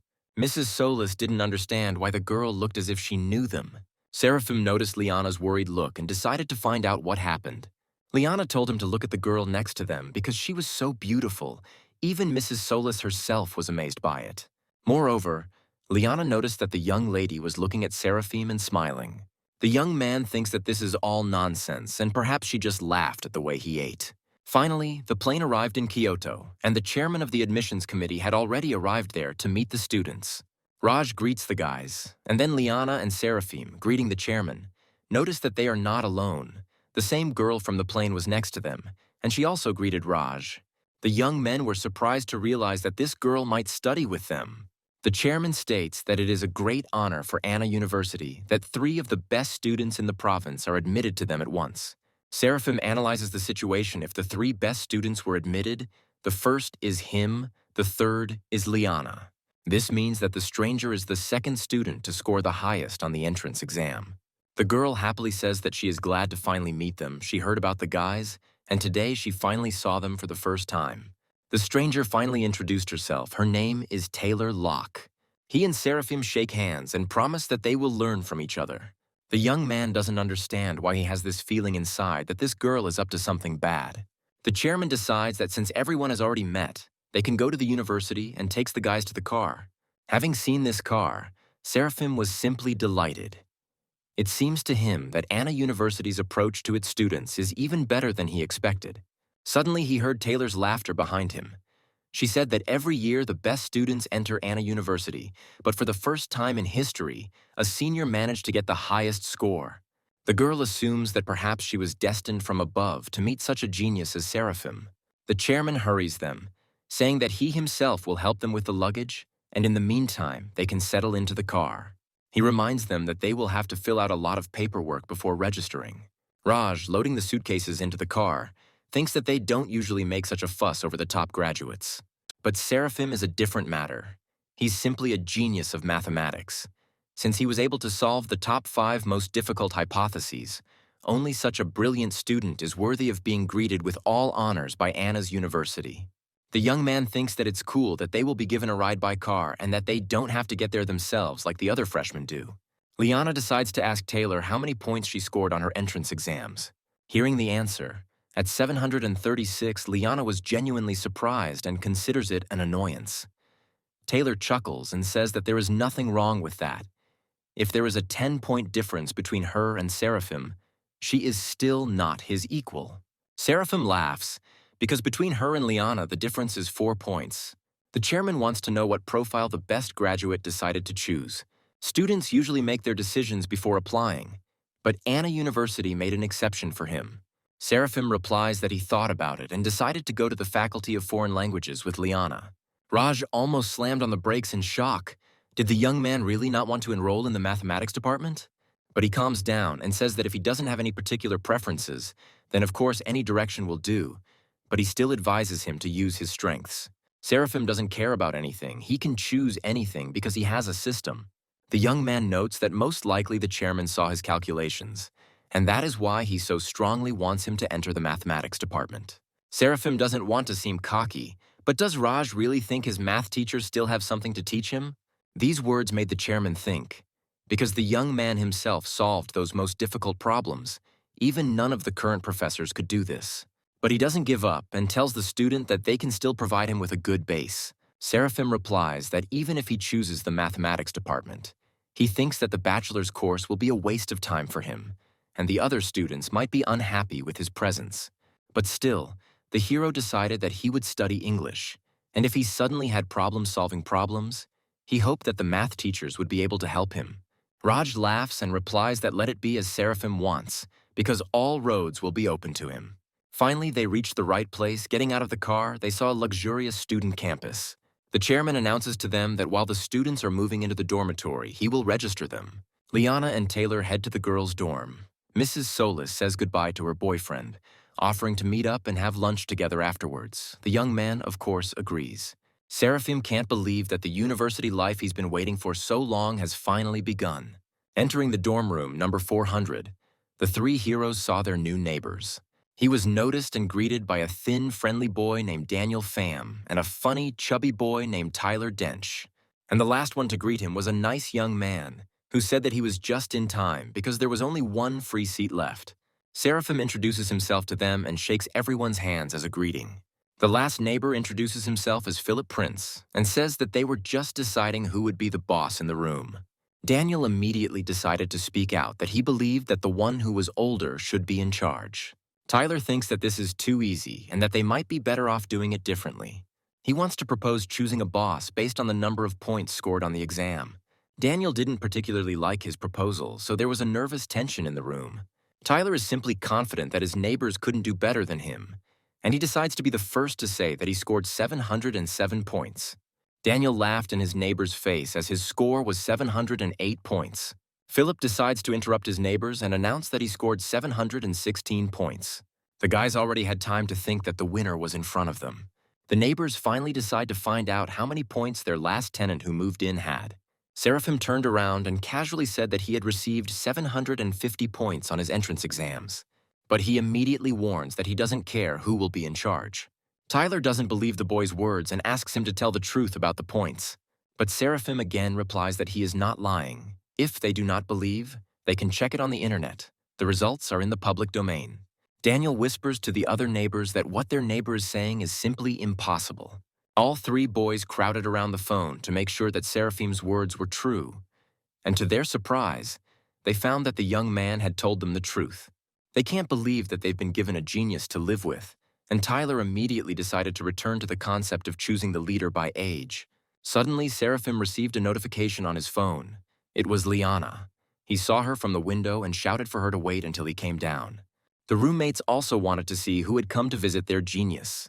The boys, upon seeing Liana, immediately began calling her a cutie and assumed that she was probably the first beauty of the school. Tyler wanted to know what kind of relationship Seraphim and Liana had. The protagonist proudly declares that this is his girlfriend, and he invites the guys if they want to go and have dinner with them. Philip also cannot believe that these young people are dating, so he decides to clarify this once again. Having heard once again confirmation that Liana is his neighbor's girlfriend, Philip declares Seraphim the head of their room. The other guys also agree with this. They have even already announced that they are now a family and there should be no secrets between them. The main character feels awkward. He does not understand what secrets are being discussed. It turns out his neighbors want to know secret ways to get girls from him. Seraphim suggests that they first go down and have dinner together. Once outside, the guys see that Liana has brought with her several more attractive girls. Daniel immediately wants to use all his fluids to attract the lady, but his attention is drawn to Tyler, introducing himself with excitement. He blushed very deeply. Taylor didn't even really pay attention to them and immediately turned to Seraphim with the question of when they would go eat. The young people were very upset that their efforts went unnoticed. Philip's heart was not at all concerned about Taylor. The object that interested him was located a little behind, and he immediately decided to act. He greets the girl, introduces himself, and says that he came here from the capital. Liana, looking at this picture, decided to tell Seraphim that he seemed to have interesting neighbors. The young man feels awkward about this and suggests that they quickly find a place where they can have a bite to eat. They ended up at a cafe that served fairly hot appetizers and soups. Seraphim immediately considered them perverts because of this, because they chose a place where hot food is served. They probably wanted to look at the girls whose cheeks blushed from the heat and whose breathing quickened. But Seraphim is distracted from these thoughts by Liana, who hands her beloved a piece of meat. At the table, Philip decides to tell them that their school year will begin with military training. He even heard that the instructors would be especially strict this year, so they needed to be more careful. The girls were immediately frightened by such news. Because they are afraid of military training, their delicate skin will definitely get tanned in the sun. Philip explains that this is precisely why they need to prepare for this. They and the guys have a set of special training exercises that they would be happy to share with them. The girls are happy and decide to ask Liana if she should add them to the general chat. But the girl, to everyone's surprise, replies that this shouldn't be done. Seraphim supports her words and asks her not to add him to this chat either. The guys want to know right away why, and the young man admits that he and the girl are not obliged to attend these classes. The rest are shocked and cannot believe that these students are exempt from military training. Philip replies that he himself is from the capital, but has not heard of anyone being given preferential treatment at Anna's university, even to the children of influential parents. Seraphim replies that maybe that is true, but they lost because of their high scores. The guys didn't even think that points could play such a big role. The girls recall hearing from the news about a student who scored the highest marks on an exam, but one of them still decides to clarify that perhaps they meant the score for one subject, and not for the entrance exams as a whole. But Seraphim's neighbors confirm that he received the highest score in all subjects, and they can even check this on the internet. And Philip at this time became sad, because he understands that now, no matter what the situation, against the background of his genius neighbor, he will always look like a secondary character. Already in the evening, the guys are talking in the room, and Daniel says that he can't believe that there are so many beautiful girls in their class. Tyler asks Seraphim to let Liana introduce him better to the girl in their company today. Daniel pushes his friend away and asks Liana to help him and introduce him to the girl he likes. Seraphim decides to bring them back to reality a little, because they have known the girls for less than a day. How do they even imagine this? Philip suggests creating a joint chat and simply adding girls there. The protagonist is surprised, because it seems like they should have a class chat, and he thinks that they will deal with it tomorrow in class. Philip convinces him that this is not what they need. Their chat will only be them and the girls. Seraphim chuckles, because now he understands what they are getting at, and he decides to clarify all the details with Liana. Eventually, a chat is created and the young people begin to correspond about everything, sharing their impressions of the first day.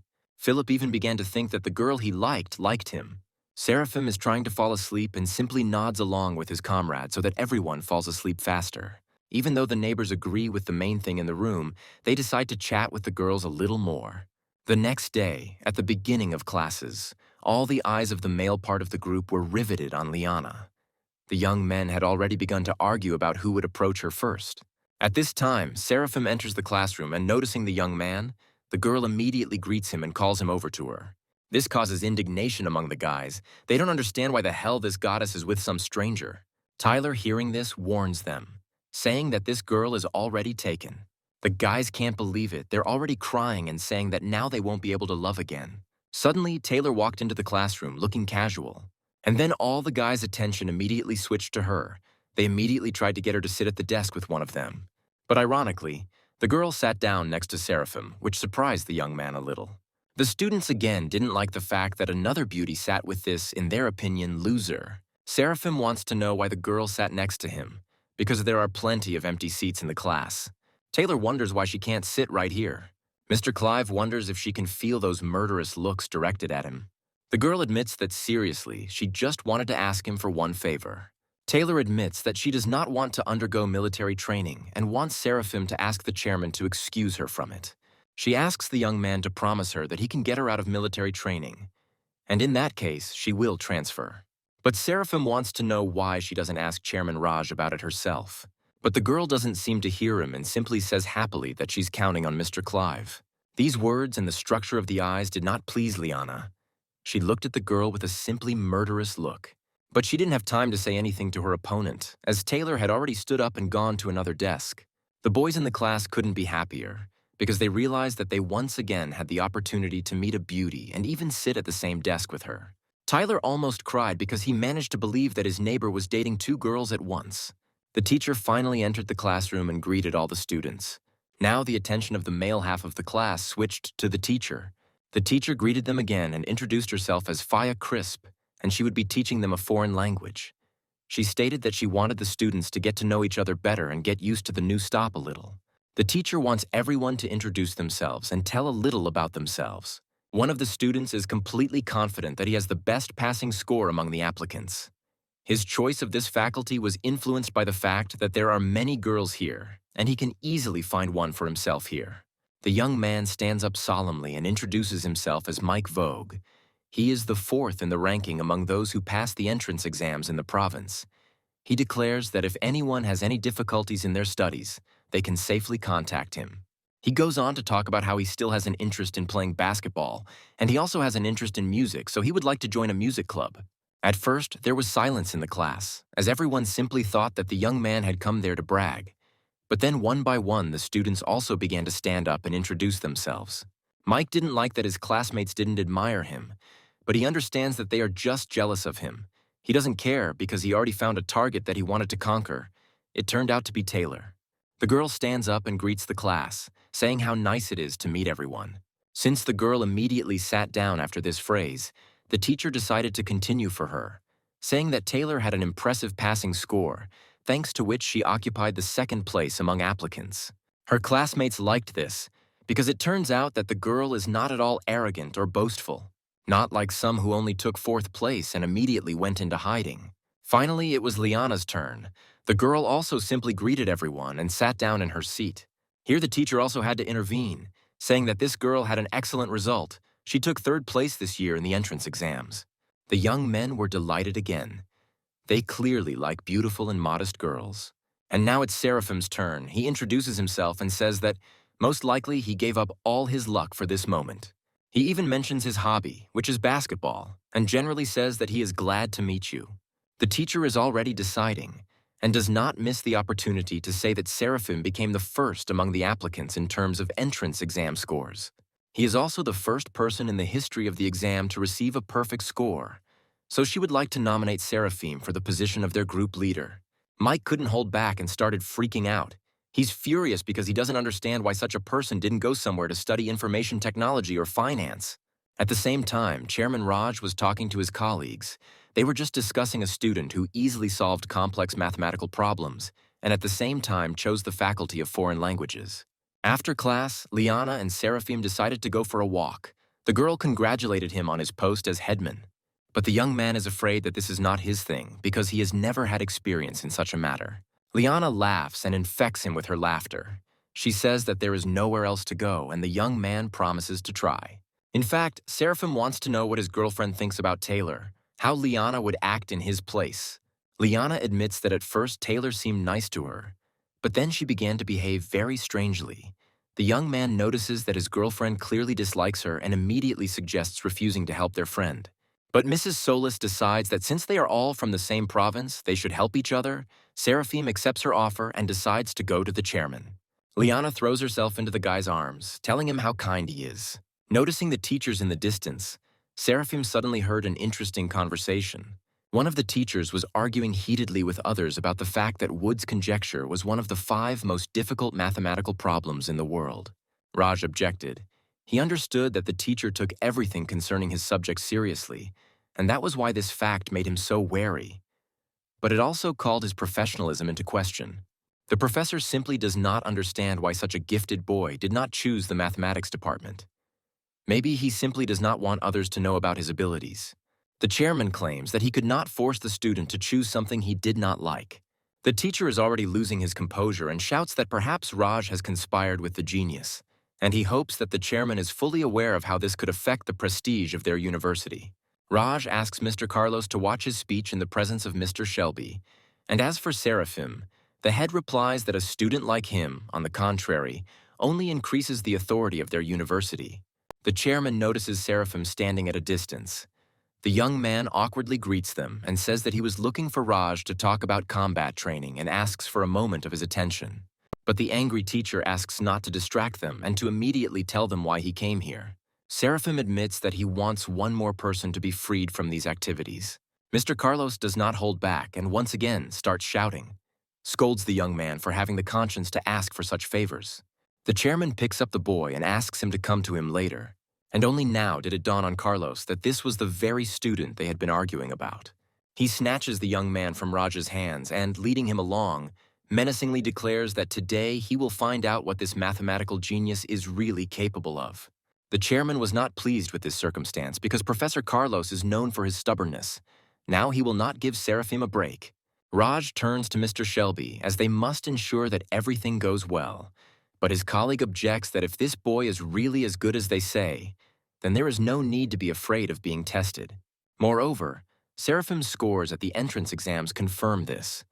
He calls the chairman over to him, saying that they still have many important things to do. Raj begins to get a little worried. He mentally asks the young man to try not to anger Mr. Carlos even more. Meanwhile, the teacher has already brought the student to his office. He asks Seraphim to sit in the chair and explain the Wood hypothesis to him. The main character doesn't understand what's wrong with this old man and whether it's possible to be more respectful with the student. Finally, the teacher handed him a piece of paper for the solution, and at that moment, Seraphim began to examine the office in more detail. He suggests that Carlos is most likely a famous scientist who has dedicated his entire life to science and work for the good of the country. Well, be that as it may, now Mr. Clive decides to show him everything he is capable of. After some time, the professor began to check the assignment and could not believe his eyes. A moment later, the chairman, who was walking down the corridor with Mr. Shelby, decided to knock on Carlos's office door to check on how things were going. Entering the office, they could not believe their eyes. The once formidable professor was smiling sweetly and talking with Seraphim. They heard him offer the boy to become his apprentice. It turns out that Carlos may not only be a cold iceberg. The professor decided to share with Jack Steels the news that he had a student who showed great promise. At such a young age, he has already solved 5 of the world's most difficult problems, and Carlos considers himself very lucky to have agreed to study with him. He even believes that such a wonderful student needs a careful approach. Jack didn't particularly like listening to this old man talk only about Seraphim for half an hour. The young man is also Carlos's student, and right now his nerves were giving way. He could no longer complete his work calmly in such an environment. But he still decides to ask the professor if it is possible to solve 5 difficult problems so easily and quickly. The young man believes that it is worth making sure that their solution is correct, just in case. Carlos notes that Jack even made him doubt. Some of the evidence he brought actually seemed a little inaccurate to him. And perhaps he will go to the lab and use the main computer to check some data. Jack volunteers to try it himself. Carlos, of course, agrees, because Miss Hazel works in the lab, with whom his student is in love. He allows Jack to make calculations on his behalf, but the young man must wait for the professor to write a letter, and he also asks him to keep everything said now between them. If there really are inaccuracies in Seraphim's arguments, then this situation could have a negative impact on his reputation. He may be criticized in the future, so he must take care to ensure that no problems arise. Jack can't stop being angry. He doesn't understand why the professor keeps talking about Seraphim. The young man thinks that whoever it is does not deserve an ounce of his respect, and he will not let anyone stand in his way. Walking into the computer lab, Jack greets Miss Hazel. The students who are there also note that Miss Hazel Grace is the most talented girl at Anna University. She is in her early 20s, and she already has great fame at the international level. They're just wondering what kind of guy came and keeps hanging around her. Jack introduces himself to Miss Hazel and says that he is here on behalf of Professor Carlos. He wants to use the main computer. After looking at the papers, the girl was surprised to see information about Wood's hypothesis. Perhaps the professor managed to prove it, but after looking at the papers more closely, she realized that this theory was proven by Seraphim Clive. Jack didn't like that she mentioned his rival's name out loud. Hazel chuckles and replies that she never thought that Professor Carlos, who avoided email, claiming that it was too much of a hassle to figure out how it worked, would ever decide to take his student's advancement seriously. The student also laughs and replies that, as far as he knows, there are still some doubts about Seraphim.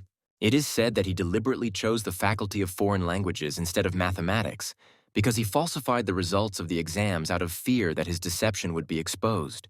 Jack laughs and states that he personally does not suspect him in any way. All this is more likely just rumors, and in fact, Seraphim is smart and talented. Hazel was very unhappy with this suggestion. This was the first time Professor Carlos's student had been revealed to be a fraud, and she thought that this letter was clearly unlikely to be genuine. Jack is jubilant. He managed to outwit the girl and not allow Seraphim to get around him. He will be able to hope for a draw. Moreover, Jack will not allow him to take even the second place. He even wants to tell the international math group about his opponent's cheating. Jack believes that Seraphim will suffer such shame that he never dreamed of. At the same time, a general cleaning is taking place in the men's dormitory. Tyler and Daniel had a falling out while cleaning up, and Seraphim noticed and ordered them to stop, because the sooner they finished cleaning up, the sooner they could go to dinner. Philip supports the head of the room and also tells the guys to do everything as the elder said. His roommates turned to look at him and began to glare at him, which sent shivers down Philip's spine. Daniel and Tyler suddenly started pointing at him and yelling at Seraphim that Philip had just laughed at him. The young man wants to know why they are pointing the finger at him, since he didn't mean anything like that. Seraphim decided to ask the guys why they had been acting strangely since he returned to the dorm. Philip assumes that they are trying to please Seraphim in order to get closer to Taylor. The guys immediately started denying that it was all nonsense and that they simply respected their boss. Philip notes that, one way or another, there are those who are not happy that it was Mr. Clive who took the post of group leader, and now they must be throwing mud at Seraphim behind his back. Mr. Prince is even interested to hear what his neighbor thinks about this. But the main character doesn't care. He thinks that they should think what they want. The guys are shocked that the young man is not upset by this, because the criminals can ruin his reputation. Seraphim thinks that let it be so, their words mean nothing to him. He will just try to be a good headman because isn't that the most important thing? Philip believes that this is probably how the thinking of a strong person works, and this is what his boss convinced him of. Daniel and Tyler think their boss is cool, and I don't think any evil intentions will work against him. Suddenly, Seraphim received a message from Taylor, reminding him of her request to be excused from military training. Here, Mr. Clive's nerves gave way. This girl seemed to be mocking him. At the same time, Hazel finished the check and asked the lab assistant to tell Professor Carlos that the check calculations were completed. The young man decided to ask what kind of calculations they were. The girl admits that these are calculations that prove Wood's hypothesis, and they are correct. The lab assistant is shocked by what his colleague just said, because isn't Wood's hypothesis one of the most difficult problems in the world? Miss Grace became angry and said that if she were him, she would not have kept the professor waiting. While the lab assistant ran away, she thought that whoever the guy was who managed to solve this serious hypothesis, she couldn't believe that with such talent, he didn't even try to apply to the physics and mathematics department. But if what Jack said is true, then he acted dishonestly, falsified the exam results. 6 hours later, Professor Carlos called Seraphim to come with him. He wants to show his student the most advanced computer in all of China so that in the future he can use it to check his calculations. But that's only one of the reasons they're here. The second is that he wants to introduce him to a young genius at their university. Entering the office, they were already greeted by a joyful Miss Hazel. Seeing the young man next to Carlos, she asked who it was. Seraphim introduced himself to her and said that he had heard a lot about how the professor had described Miss Grace's brilliant mind. But Hazel's reaction was only cold. She stated that he hadn't even had time to enroll yet and was already trying to gain everyone's trust. Ignoring the shocked faces of the men, the girl handed the professor the calculations for Wood's hypothesis and said that they gave her a couple of thoughts. Carlos doesn't understand what's going on because Hazel has never behaved so rudely before, but he pushes these thoughts away and carefully looks over the calculations. And suddenly he joyfully shows these sheets to Seraphim, telling him to look. Hazel begins to get even more angry, as she does not understand why the professor is showing the boy these papers. Seraphim persistently tries to understand why the girl is so angry with him, but suddenly his thoughts switch to something else. He received a new task from the system. The young man thought, because Professor Carlos respects Miss Hazel very much, so he needs to establish a relationship with her. But first, he needs to put her in her place a little. And then, out of the blue, he points his finger at the calculations and tells the professor that there is an incorrect equation. The girl becomes wildly enraged and is ready to attack the student with her fists. But Carlos stops her and tells her that there really is a mistake. He asks her to look more closely at the third line of the calculations. Seraphim reports that he fears that the overall concept presented by Miss Grace is not fully thought out, and that it would be better to choose a different direction. The sun had already begun to set behind the horizon when the professor shouted, "Bravo!" And Hazel was amazed, because she did not expect such good suggestions from Seraphim. The young man laughs and admits that he was simply struck by inspiration. Miss Grace bows her head before him and asks for forgiveness, because there was a misunderstanding between them, and she should not have doubted him. However, she has one question. Why does he allow such talent to go to waste at the Foreign Language Institute? And she suggests that he transfer to the physics and mathematics department, because he doesn't want his school years to be wasted. But before answering, Seraphim wants to know what university is for a girl like her. Hazel replies that for her, university is one of the stages of the educational system. Mr. Clive believes that the essence of a university is not in one thing, but in several components, such as professors, laboratories, and others. He wants to say that the choice of faculty is not the endpoint of his education. He can study any subjects he wants. Otherwise, there would be no such thing as an interdisciplinary subject. But Miss Grace thinks the first thing he needs to do is have a clear idea of what he wants to do. Seraphim admits that he entered the Faculty of Foreign Languages only because he wanted to be close to someone dear to him. Yes, they are students, and it is important for them to get a good education. But first and foremost, they are people who have feelings. After all, if it weren't for his family and friends, he wouldn't have been able to advance so far. It was thanks to Liana that he began to work hard and achieved what he has in terms of education. Carlos also decided to calm Hazel down, saying that of course he couldn't say that he agreed with everything Seraphim said, but he reminded him of what he had wanted to tell her for a long time. After all, for the last 6 months she has practically been living in the laboratory, and she hasn't been home or called her parents for a long time. Sometimes too much mental workload can be detrimental to the flow of thought. Taking breaks will help her mind become more flexible. The girl noticeably cheered up and said that she never thought that Seraphim could teach her anything. Sitting already in the dorm room, the young man receives a notification from the system, stating that he has completed his mission, and now he is interested in what reward awaits him this time. His reward was called Fire Eyes. Seraphim became very curious about what this skill meant. At the same time, Jack was walking around the laboratory and he overheard how the students were discussing that one of the new students had proven a complex hypothesis. He was tense at this news, but all his thoughts disappeared when he saw Miss Grace on his way. He immediately noted that he didn't often see her outside the laboratory. The girl admits that she decided to follow the advice of Professor Carlos and Seraphim to see how rest would affect the flexibility of the mind. The young man does not understand what happened and why Miss Grace is behaving so strangely. He decides to find out if she has already met Seraphim Clive, because he warned her that he cannot be trusted. Jack is afraid that he got into university by deception, and who knows what else he might do. Hazel's expression suddenly changed, and she asked Jack not to talk about Seraphim like that, because he turned out to be a great boy. She apologizes and says that she wants to continue walking.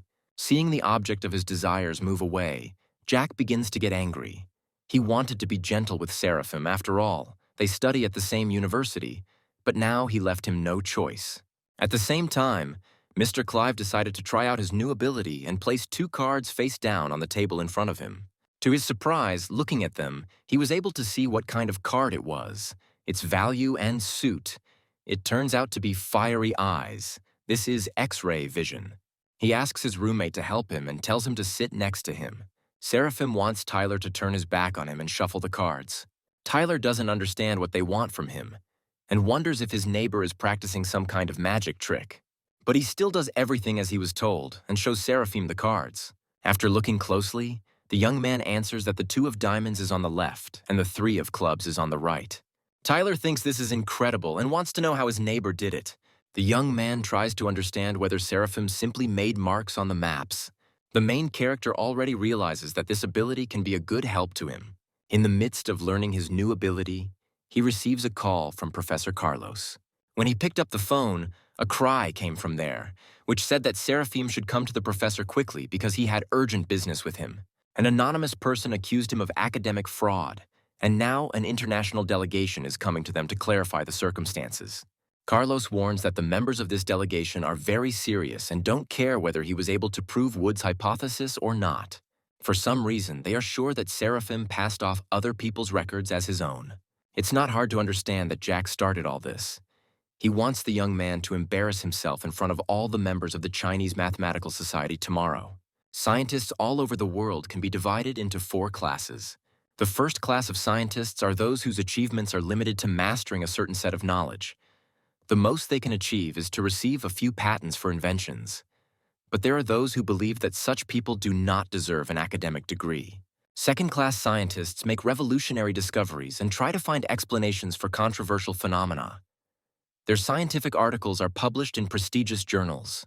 Third-class scientists are one step away from reaching the frontier of human knowledge, and their skills are sufficient to organize a whole set of theories and ideas and then pass them on to the younger generation.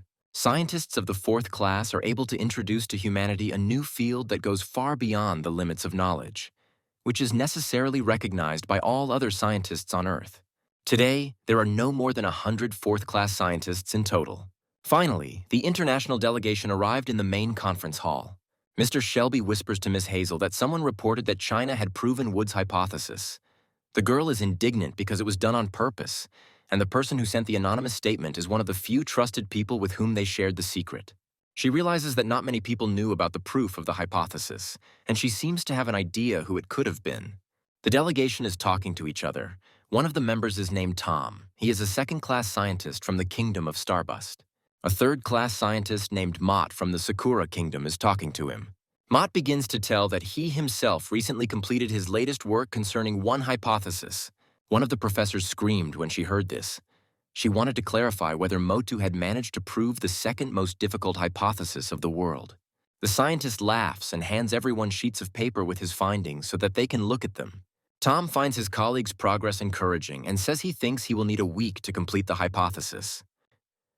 Mott claps his hands to get everyone's attention and announces that he has a great idea on how to make their meeting even more effective. How everyone present is watching that boy named Seraphim Clive. Look at his notes and try to bring them to a logical conclusion within 2 hours. Hazel enters into a polemic. She does not understand what this madman is talking about, because this is a completely different hypothesis that requires a different solution. But Mott calmly states that if the young man fails, he will call into question the reputation of the entire university. Suddenly, Seraphim enthusiastically declares that he is ready to try. Hazel was surprised that after all this, he was still willing to try. Because the complexity of the XE hypothesis reaches world level, it is impossible to solve it in an hour. Seraphim understands that the old man from Sakura wants to ruin the image of the Chinese academic community, and he simply has to stop him. Mott greets the young man and asks if he is ready to speak on behalf of the entire academic community of China. Professor Carlos is a fourth-class scientist, and he shouts at his protege to do everything for the honor of their country. The boy looks at the sheets of paper and uses his skill called brainstorming. Meanwhile, Mott decides to ask Miss Grace if she would like to transfer to Sakura University. After all, there are less than 2 hours left before the reputation of Anna University is destroyed. Their status will be called into question, and it will be difficult to find a new job abroad. Hazel was about to say a few kind words to this scientist, but Seraphim stopped her. He said that they had nothing to worry about. They won't cause them any problems because the young man has already found a solution to the XE hypothesis. The teachers are perplexed because only a few minutes have passed, during which time the student usually does not even have time to solve an algebra problem. Seraphim cheerfully declares that nevertheless, it took him only a couple of minutes to figure out this clumsy decision. None of the delegation can believe his words, and all this begins to anger them. Throwing the papers on the table, Seraphim declares that he has an idea on how to simplify the proof of this hypothesis. He decided to deviate from the method presented by Mr. Mott. He asks everyone present to pay attention to the board. Mott cannot tolerate such impudence. Slapping his palm on the table, he says that he will look at the shame of this young man. Mr. Clive continues. Firstly, he shows a new formula. Then he paints almost the entire board and explains everything at the same time, showing what result he managed to achieve. His solution turned out to be much easier and more effective. During his explanation, Mott broke out in a cold sweat. He simply did not believe everything that was happening around him. This simply cannot be. Could it be that at such a young age, Seraphim has already reached the level of a fourth-grade scientist? Professor Carlos even began to clap his hands, declaring that they, scientists, do not create a stir around their ideas, but calmly move towards the goal. The formula for calculating the sum of numbers was created by Gauss at the age of 10, and at 24 he proved the theorem of the regular heptagon. By this, he means that true geniuses begin to show their potential in their youth. Seraphim decides to approach Mr. Motu and asked him to remind him what he was talking about. But he did not let him speak, but repeated that Mott was sure that in 2 hours the reputation of the Chinese Academic Society would be ruined at the root. Seraphim is afraid that the scientist was mistaken and that here and now it is not China that awaits humiliation, but Sakura. Professor Carlos intervenes in the conversation. He is, of course, on the side of his protege, but decides to remind him that he is still just a student. And Professor Mott is above him in status, so he must respect what he does and says. The scientist understands that he was humiliated in front of the members of the international delegation.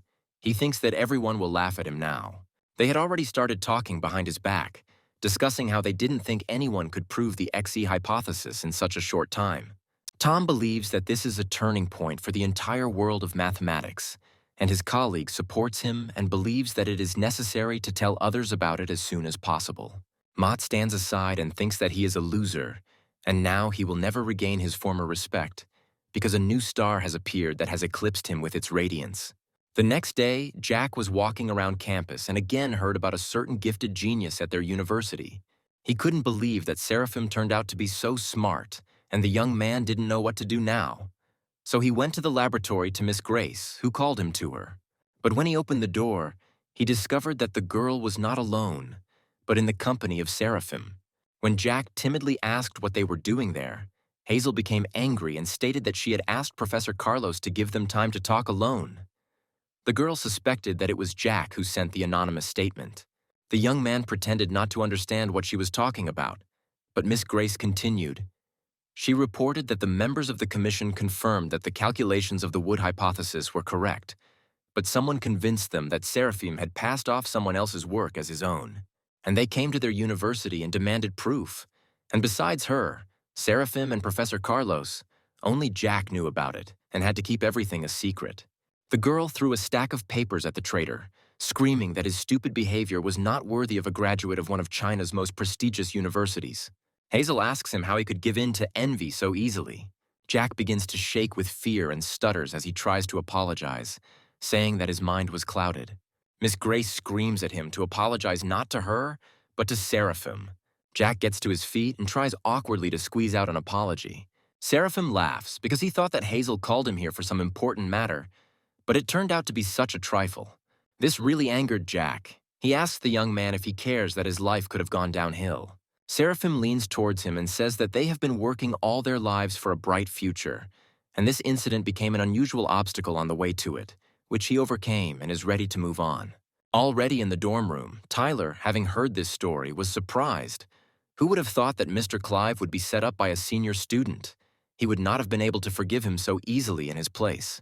And Daniel grabbed Seraphim and calls him cool, because he heard how he put that old man from Sakura in his place. Tyler declares that from now on their boss is a university celebrity, which means that in order to pick up a girl, he only needs to say that he shares a room with Seraphim. But the main character doesn't like their speech, so he decides to ask if they plan to drive him crazy. Daniel calms him down and explains that he is only saying all this because he truly believes it. Seraphim suggests forgetting all this, and he will treat them to dinner if only they would leave him alone because he just received the prize money. Seeing the silent question in the eyes of his neighbors, he explains that this money was sent to him for proving the Wood hypothesis, and this amount is in the form of a family or 8 noble sums. His neighbors, hearing about this, could not rejoice enough at how lucky they were to have a roommate. Seraphim decided to find out where another of their comrades, Philip, had gone. Daniel heard that he went to play basketball because today is a tryout game with the team from Taikok University. Seraphim admits that he didn't even know that Philip had already been accepted into the team. Tyler reports that it was a surprise to them too. It turns out that he is not only smart, but also good at sports. Besides, he's also a great guy from a rich family, but Tyler still thinks that their boss is 100 times cooler. Seraphim decides that it would be better for them to go and watch the game, because whether it is a trial or not, the competitive spirit has not been canceled. The fight had already flared up on the basketball court. Philip blocked the opponent's ball and, having taken it away, moved towards the opponent's hoop. His efforts were not in vain. He scored on the first try. Seeing their comrade carry out a brilliant attack, Tyler decided to shout words of encouragement at him. One of the cheerleaders heard this and, turning around angrily, asked the guys what they were doing there, since the students at Anna's university were sitting on the other side. The young men smile awkwardly and ask her forgiveness for their mistake. Suddenly, the fans took a closer look at the young man's face and recognized him as Seraphim, the genius everyone talks about, and this melted their hearts. They confessed to the main character that they are his big fans. This delight was noticed not only by Seraphim, but also by the basketball team of Anna University. The guys reacted very negatively to the fact that all the attention was not going to them. But the game continues. The opponent tries to get around Philip, who blocks him. Suddenly, he hits the young man right in the solar plexus. Seraphim noticed this and began to shout that the enemy did it on purpose. A student from Taikok University says that without physical confrontation, there is nothing to do in basketball, or he can go out on the court and show how it is done. Seraphim approached Philip to lift him up, and one of the players was already shouting that the young man was not included in the reserve team and that this was against the rules. Zadira thinks that they don't have to stick to the rules. This is a trial game, and if Seraphim isn't happy with something, then let him show them how it should be done. Philip tries to tell his friend not to pay attention to it, but Seraphim decides that if they want to see wild basketball, then they will get it. He will show them real sportsmanship. The rivals are only happy with this outcome. They don't believe that the mathematical genius will be able to beat them. Seraphim takes off his jacket and declares that he will score 100 points against his opponents. His opponents simply laugh at him, not understanding what 100 points he is talking about. But before the player had time to come to his senses, the ball was already in Seraphim's hands. The team captain yells at the other players to stop the new guy. But Seraphim already knew that his opponents would not succeed, and he literally soared into the air above them like an eagle to throw the ball. Anna's entire university rejoiced when the ball hit the basket, and her comrades shouted wishes to their boss. But the opposing team is not ready to give up. They must concentrate. But they were once again unsuccessful. The ball seemed to magnetize itself to Seraphim's hand and then hit the target. At the moment, the score is Taikok University 34 points and Anna University 39 points. The opposing captain is once again trying to motivate everyone to play more aggressively and wants them to at least just block the young man. But Seraphim quickly noticed and analyzed their new type of attack. He simply distracted his opponent and, without moving from his spot, threw the ball into the basket. The player admits to the captain that since the young man is too evasive, they cannot block him well. The opponent gets furious. He takes the ball himself and orders everyone to attack together because they need to score no matter what. But it was not to be. Seraphim knocked the ball out of his hand and, jumping up, immediately scored another point. The opponents don't even understand what number the ball was, and the captain orders them to simply avoid this scumbag from now on. But they couldn't just go around and score because Seraphim wasn't the only great player on the team. The Taikok University team failed to carry out their powerful attack again because Seraphim can hold back 3 of their players at once, and so it remains 2 against 4. The captain gives another speech about how they have no right to lose and need to move into battle. But after a few more halves, they are already lying on the court without strength. By this time, the score was already 57 points for Taikok University and 159 points for Anna University. Finally, the referee announces the score and says that the match is over, and Seraphim's comrades rejoice. Mr. Clive, despite all the honors, decided to approach the captain of the opponents and say once again that he knows that he deliberately pushed Philip. Now he will have to remember that karma works without days off. After the game, one of the Taikok University fans gently pulled Seraphim up. The young man thought that she wanted to stand up for her captain, but in fact, she wanted to ask the young man for an autograph. Other fans hurried after her with open notebooks at the ready. They even managed to quarrel over who should get the autograph first. Then another fan materialized behind him, which made him even more scared. Noticing the girl out of turn, a fight immediately broke out between the fans. Seeing the turn things were taking, Seraphim decided to get away from there as quickly as possible. Gradually, the fame of the young genius spread throughout Anna's university faster and faster, and all the locals were already trying to find his accounts on social networks.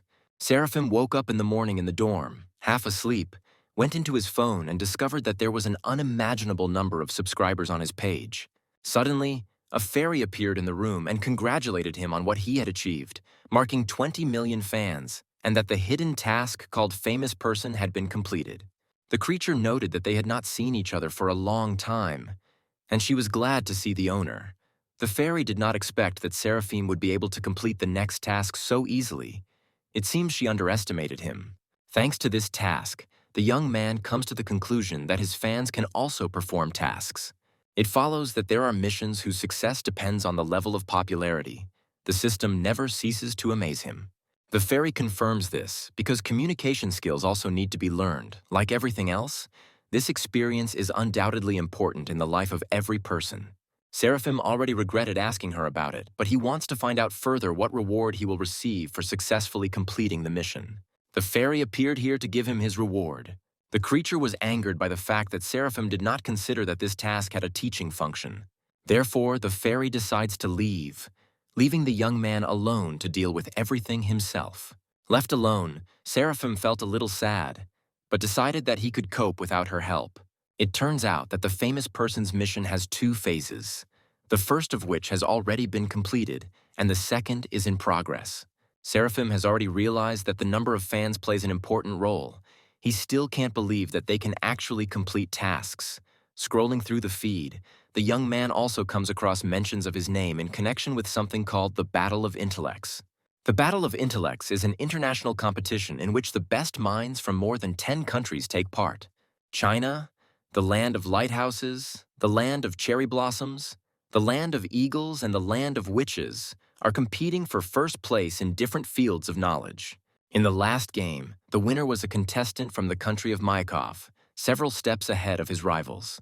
China took a less responsible approach to selecting candidates this time, but was still only a few points behind. Competitions like these don't show the true potential of an entire country, but the public doesn't think so.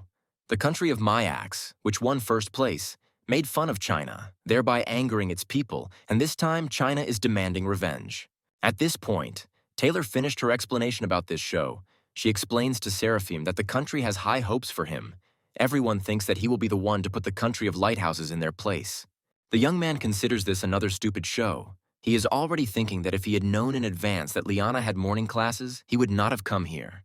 He tells Taylor that it's not worth worrying about and to just forget about it since he won't be participating. But first, the girl offers him something to look at. Seraphim picks up the tablet to watch the winner's interview, fully confident that it won't convince him otherwise. The winner says that this time they will have only one goal, to retain the title of winner.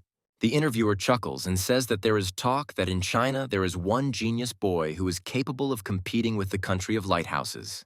The winner laughs and points out that she probably means a student who received invitations from different universities at the same time. The contestant shrugs and replies that he very much doubts that an 18-year-old boy will be a strong competitor to him. The interviewer replies that it is hard to believe, but there is information that he disgraced the mathematician of the Sakra state. The man believes that these are all Asian tricks that you shouldn't fall for because they are mired in vanity. From the side of the country of Myakov, real students will participate in the battle of wits. China, in his opinion, expels those who have already graduated from university. He even wants to bet that their vaunted genius won't even show up on the show, thus showing his worthlessness. Once Seraphim finished watching, Taylor invited him to leave comments. There were a lot of words under the video about how China will not give up and they must definitely win. At that moment, Seraphim learned that he had been able to complete the second phase. This time, the young man will not stand aside. He declares that he will take part in the Battle of Intellects. It wasn't long before the news came that Seraphim would be taking part and fighting for the title of king in the Battle of Intellects. While Liana and Seraphim were walking in the park, they had already heard strangers talking about this topic several times. Miss Solis noted that her betrothed is quite popular. Suddenly, her smile disappears, and she admits that she is angry that he did not tell her that he would be taking part in international competitions. The young man had already managed to get seriously scared when Liana burst out laughing again and said that she was actually joking. However, she noticed that he had not only fans, but also haters. Liana tells the guy to try hard, and he declares that they will definitely get the king of the Battle of the Intellects Cup. The girl laughs again, and they decide to continue their walk. And it was a tense evening in the office of the team developing the Battle of Wits show. One of the employees burst into the boss's office and announced that they had lost their last sponsor. The boss thinks this is outrageous, because what kind of trusting relationship can we talk about when they are treated like this? The assistant wants to know what they should do now, because they have already spent too much money from the company's budget on television and radio broadcasting. The boss remembers a meeting a couple of weeks ago about investing funds and discussing where they would be spent. This becomes another headache for the boss. They have little time. He is not sure that they will be able to find a new sponsor.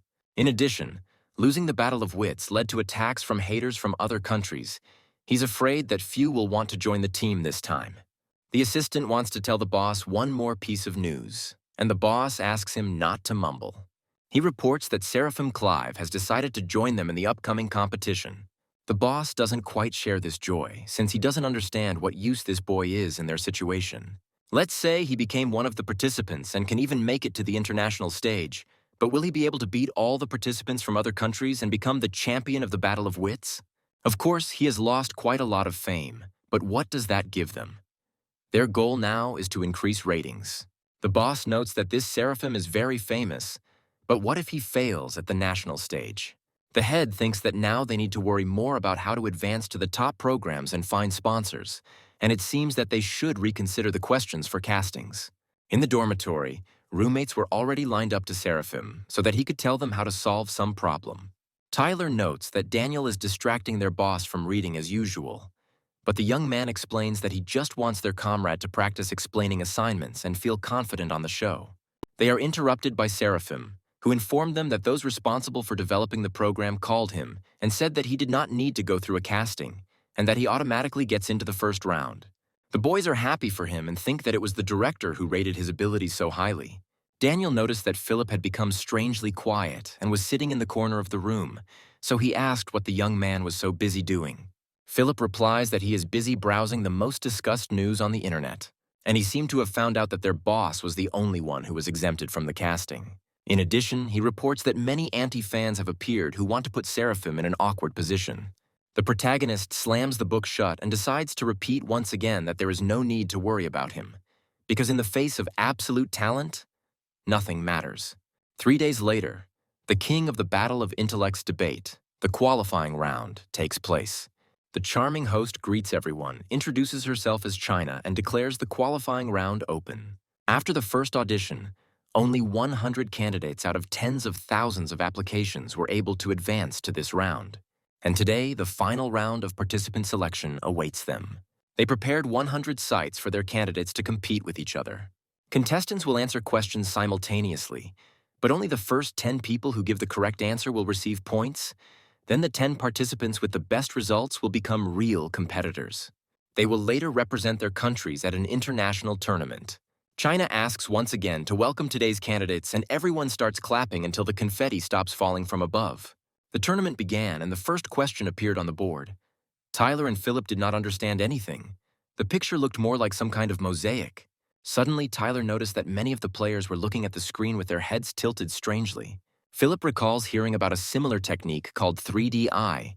With its help, you can superimpose several pictures on top of each other, and the different elements will immediately be highlighted. He realized that they were studying the screen from top to bottom vertically and from left to right horizontally, most likely combining several photographs into one large one, and then comparing them to quickly find differences. Tyler chuckles. Now it makes sense, after all. Only the first 10 people will be able to get points. And at that moment, the comrade was seized by panic. What if Seraphim doesn't know how to use the 3D Eye technique? An assistant ran into the technical room with the news. He brought the boss the hottest internet news. The headlines were already saying that the country's top genius, Seraphim Clive, couldn't even pass the qualifying round. The boss is happy because he sees that many people are interested in this. And this means only one thing. They must take advantage of this farce to attract sponsors. The leader carefully selected the questions for this round, and none of them were related to mathematics, because no matter how much of a genius this Seraphim was, he couldn't be that wasteful. China was surprised when only 10 seconds had passed and a participant named Seraphim was already ready to give his answer. But to everyone's surprise, the answer turns out to be correct, and the young man gets the first 10 points. The protagonist had no doubt that he would win this task, as the reward for the last draw was the power of inspection, and its effects were simply amazing. The young man then gave one correct answer after another, increasingly shocking the audience. The boss watched the game, and Seraphim, he did not understand how this was possible. This guy is a mathematical genius. Isn't he the one who solves universally complex problems? If the young man wants to make his city famous, he needs to focus. The man couldn't even believe that there were such versatile geniuses in the world. The assistant tries to tell the boss that things seem to be getting out of control, but the boss just yells at him to stop talking nonsense. The assistant hands the phone to the chief and asks him to look at the comments. People on the internet mocked Seraphim and thought that the show had specially rewritten the questions for him. The boss gets angry because he asked his assistant to hire professionals to stir up interest in the show and thereby attack Seraphim. In fact, the assistant found a pretty strong PR company. But what he failed to foresee was that within a couple of hours, the PR team had found quite a few subcontractors. The boss encouraged his workers to direct all their anger at a man named Seraphim Clive. The employee immediately decided to clarify what was wrong, because this guy doesn't seem so bad to him. But the boss reminds him that this same employee worked as an anti-fan for 2 years, and he should already know what he's doing. As a result, a misunderstanding occurred, which led to mockery of the program team and insults to Seraphim. The comrades continue to admire their neighbor, because he has already scored 104 points. Philip notices and wants to know if his friends think the second contender looks familiar. Now in second place is a student named Dave Romer. His results are also quite good. Philip recalls that last year he took third place in the debate tournament, and in terms of knowledge, he can easily compare with the winner. The boss is furious. He orders his assistant to immediately contact the PR company because these comments need to be removed. The boss sits down in a chair and, bowing his head, realizes how badly they screwed up. The entire budget went to renting the premises and signing a contract with a PR company. Suddenly, an assistant bursts into the room with a joyful expression on his face. The head was even a little scared by such suddenness, but the assistant doesn't listen to him and simply hands him the phone, saying that there is a person on the line and he wants to become their sponsor. The leader can't believe this is the turning point. The only condition that the client put forward was that Seraphim Clive be the face of the program. China announces that the tournament has come to an end, and now they can all congratulate the participant named Seraphim, who answered all 20 questions in a row correctly and took first place. Dave left the studio a little deflated as he only came in second place. As he walked down the corridor, he tried to contain his anger, as he was sure that the winner had simply been given the answers in advance. The next day in the lab, a student approached Tyler to ask if he was rooming with the winner of the preliminary round of the debate tournament. Another classmate overheard this conversation and decided to say that he had heard that the answers had been leaked online. Liana eavesdrops as their classmates try to figure out the secret of Seraphim's success. Suddenly, Mike Wohl sits down next to the girl and greets her. Daniel noticed that their boss's girlfriend was having problems and decided to go up to her and say that the seat next to Liana was already taken. Mike decides to ask if there is someone's name written in this place. Daniel was about to take action, but Seraphim suddenly grabbed him by the shoulder. The young man wants to know if everything is okay with his girlfriend, but Liana calmly replies that everything is fine and invites him to move to the back together. Finally, a teacher comes into their classroom and announces the start of the class. Her name is Rose, and she will now be teaching their foreign languages module. She hopes that everyone present understands their profession, although it may seem that the specialty of mathematicians and physicists is much more difficult. Languages also require deep knowledge. After graduation, they will have many opportunities to work as interpreters, translators, and diplomats. To start, Rose wants to let them translate a small passage into Chinese. Mike decides to volunteer first, as he wants to get his dose of everyone's attention. While completing assignments at the board, the young man already anticipates victory, as he is sure that Seraphim is a complete zero in languages. Rose checks the assignment and praises the student for a very good translation. But then he immediately states that this task, as far as the aesthetic side is concerned, is not ideal, so there is something to work on. She sends Mike back to his seat, and the student feels his whole body shaking with despair. Rose calls Seraphim to the board so that he can also try to translate the passage. Only now the young man came to his senses a little, and Mike had already managed to think that finally, at least others would get a little of the teacher's wrath. Seraphim asks Rose to repeat, since he heard what she said and also wants her to repeat what language they are translating into. The teacher hands him some chalk and in a stern voice orders him to go to the board first. Mike is on edge, waiting with bated breath for Seraphim's pretense to be exposed. But then suddenly the student tells Rose that he doesn't have enough space on the board to write everything down. The teacher orders him to write until there is no more space. Mike rubs his hands, realizing that Seraphim is about to receive the public disgrace he deserves. But everyone was only surprised to see how the young man translated the phrase into different languages, and the board really ran out of space.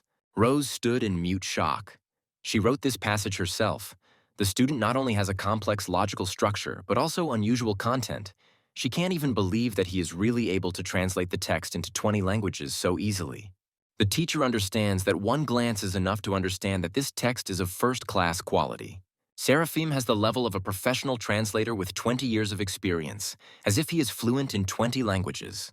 The boy turns to Rose and says with a smile that there is no more space on the board, but the teacher doesn't care anymore and tells her to finish it there. Having declared the class over, she wondered if an 18-year-old student could be fluent in more than 20 languages, and Rose wanted to talk to the dean about it. Seraphim sits down next to Liana and asks if she has seen how good he is. The girl praises him, but at the same time wants to know when her boyfriend started to stand out so much.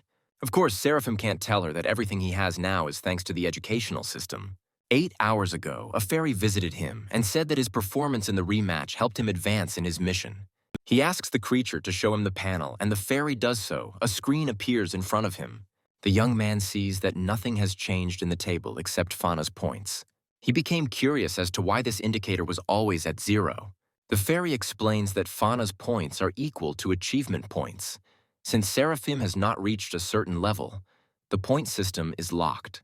The young man doesn't understand how he could not reach a certain level if he has 13 million subscribers.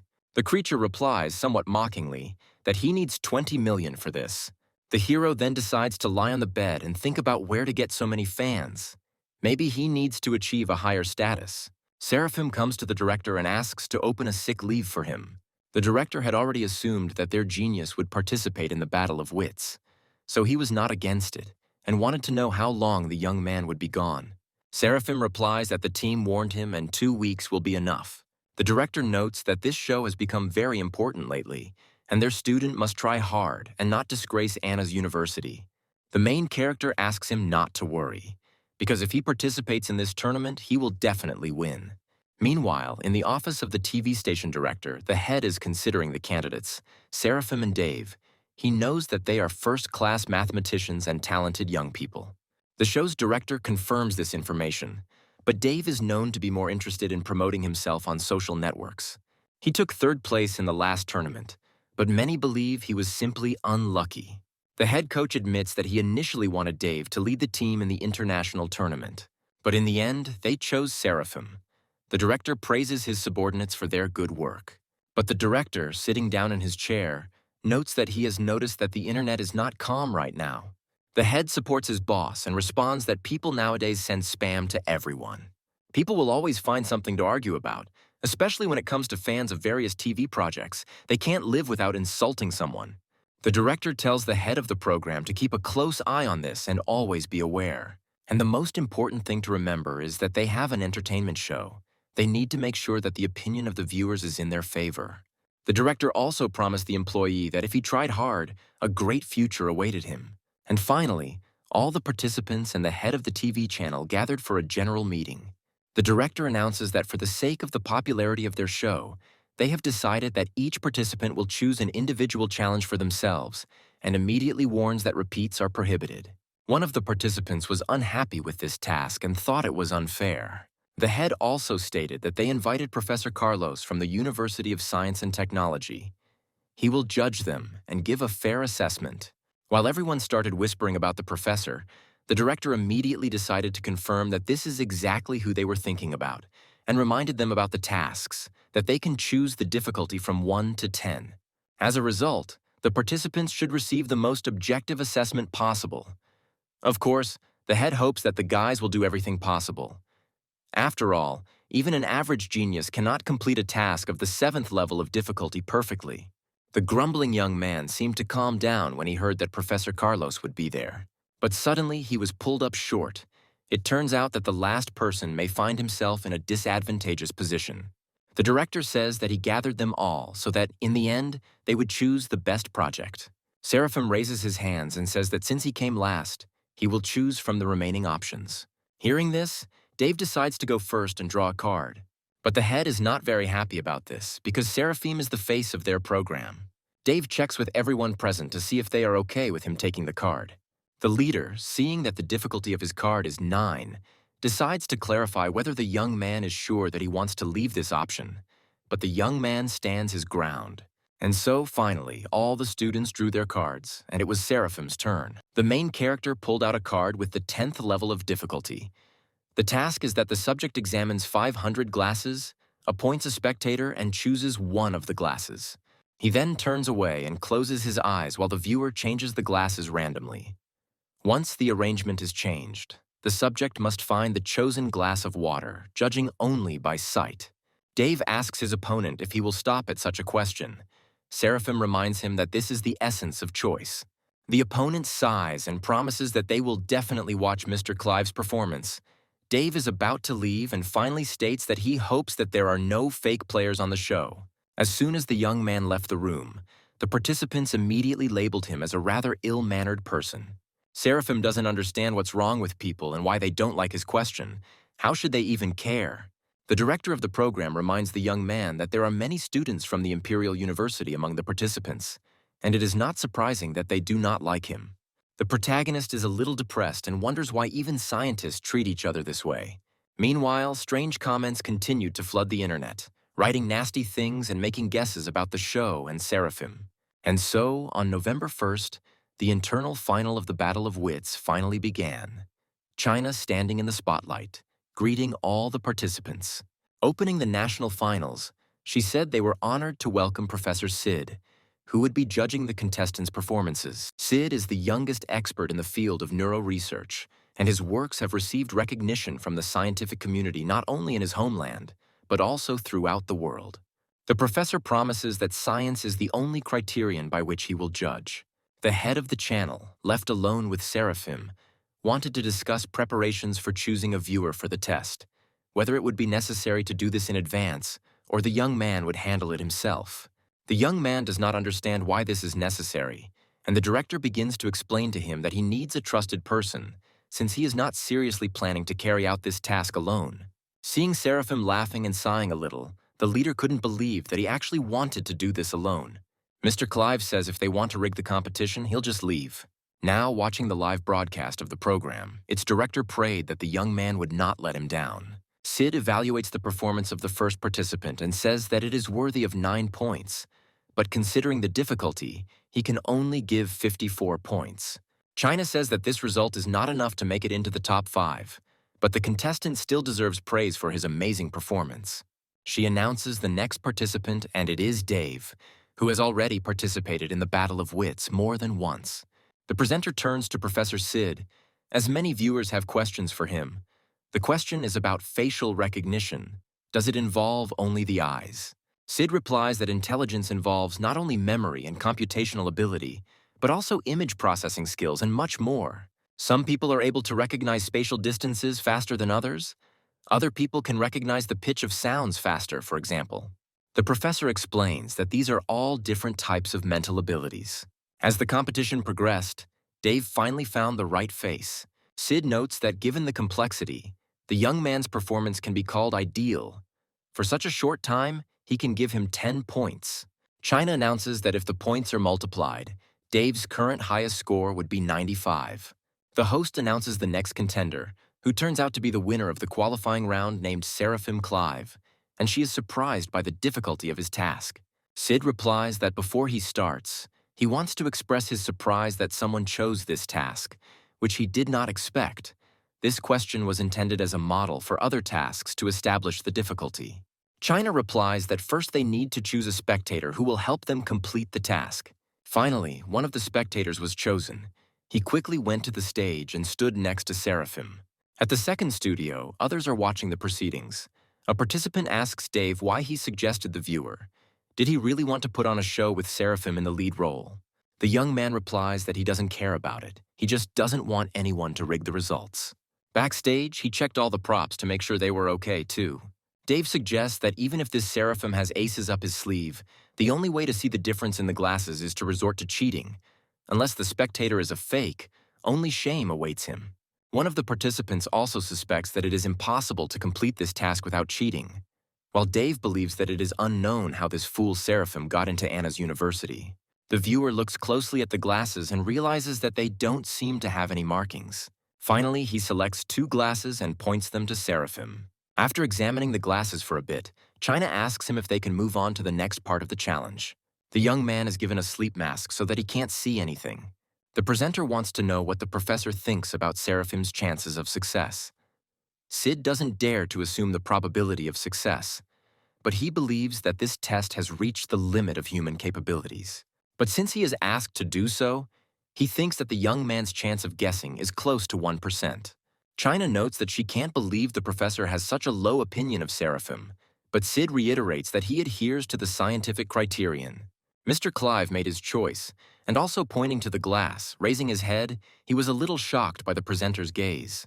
The girl noted that less than 2 minutes had passed. She wanted to know if he was completely sure of his choice. Seraphim was adamant and had already definitely chosen a glass. And then the fanfare sounded, the spotlights flashed. His answer turned out to be correct. Dave jumped up from his seat at this sight. He didn't believe that this was possible. Another participant suggests that perhaps it was a special glass, such as the bottom being too thin or thick compared to others. But Dave understands that this can't be. He saw them with his own eyes. Even using the defocusing technique, it is impossible to distinguish them. China wants to ask what the secret of Seraphim's success is, but these words make the young man a little embarrassed. The host turns to Professor Sid, saying that a couple of minutes ago he had a low opinion of this contestant. But he completed the test perfectly, and now everyone wants to know if there is a scientific explanation for this. Clapping his hands, the judge suggests that Seraphim has an exceptional skill, four-dimensional vision. He explains that everyone knows that mammals are unable to distinguish between yellow and abstract colors.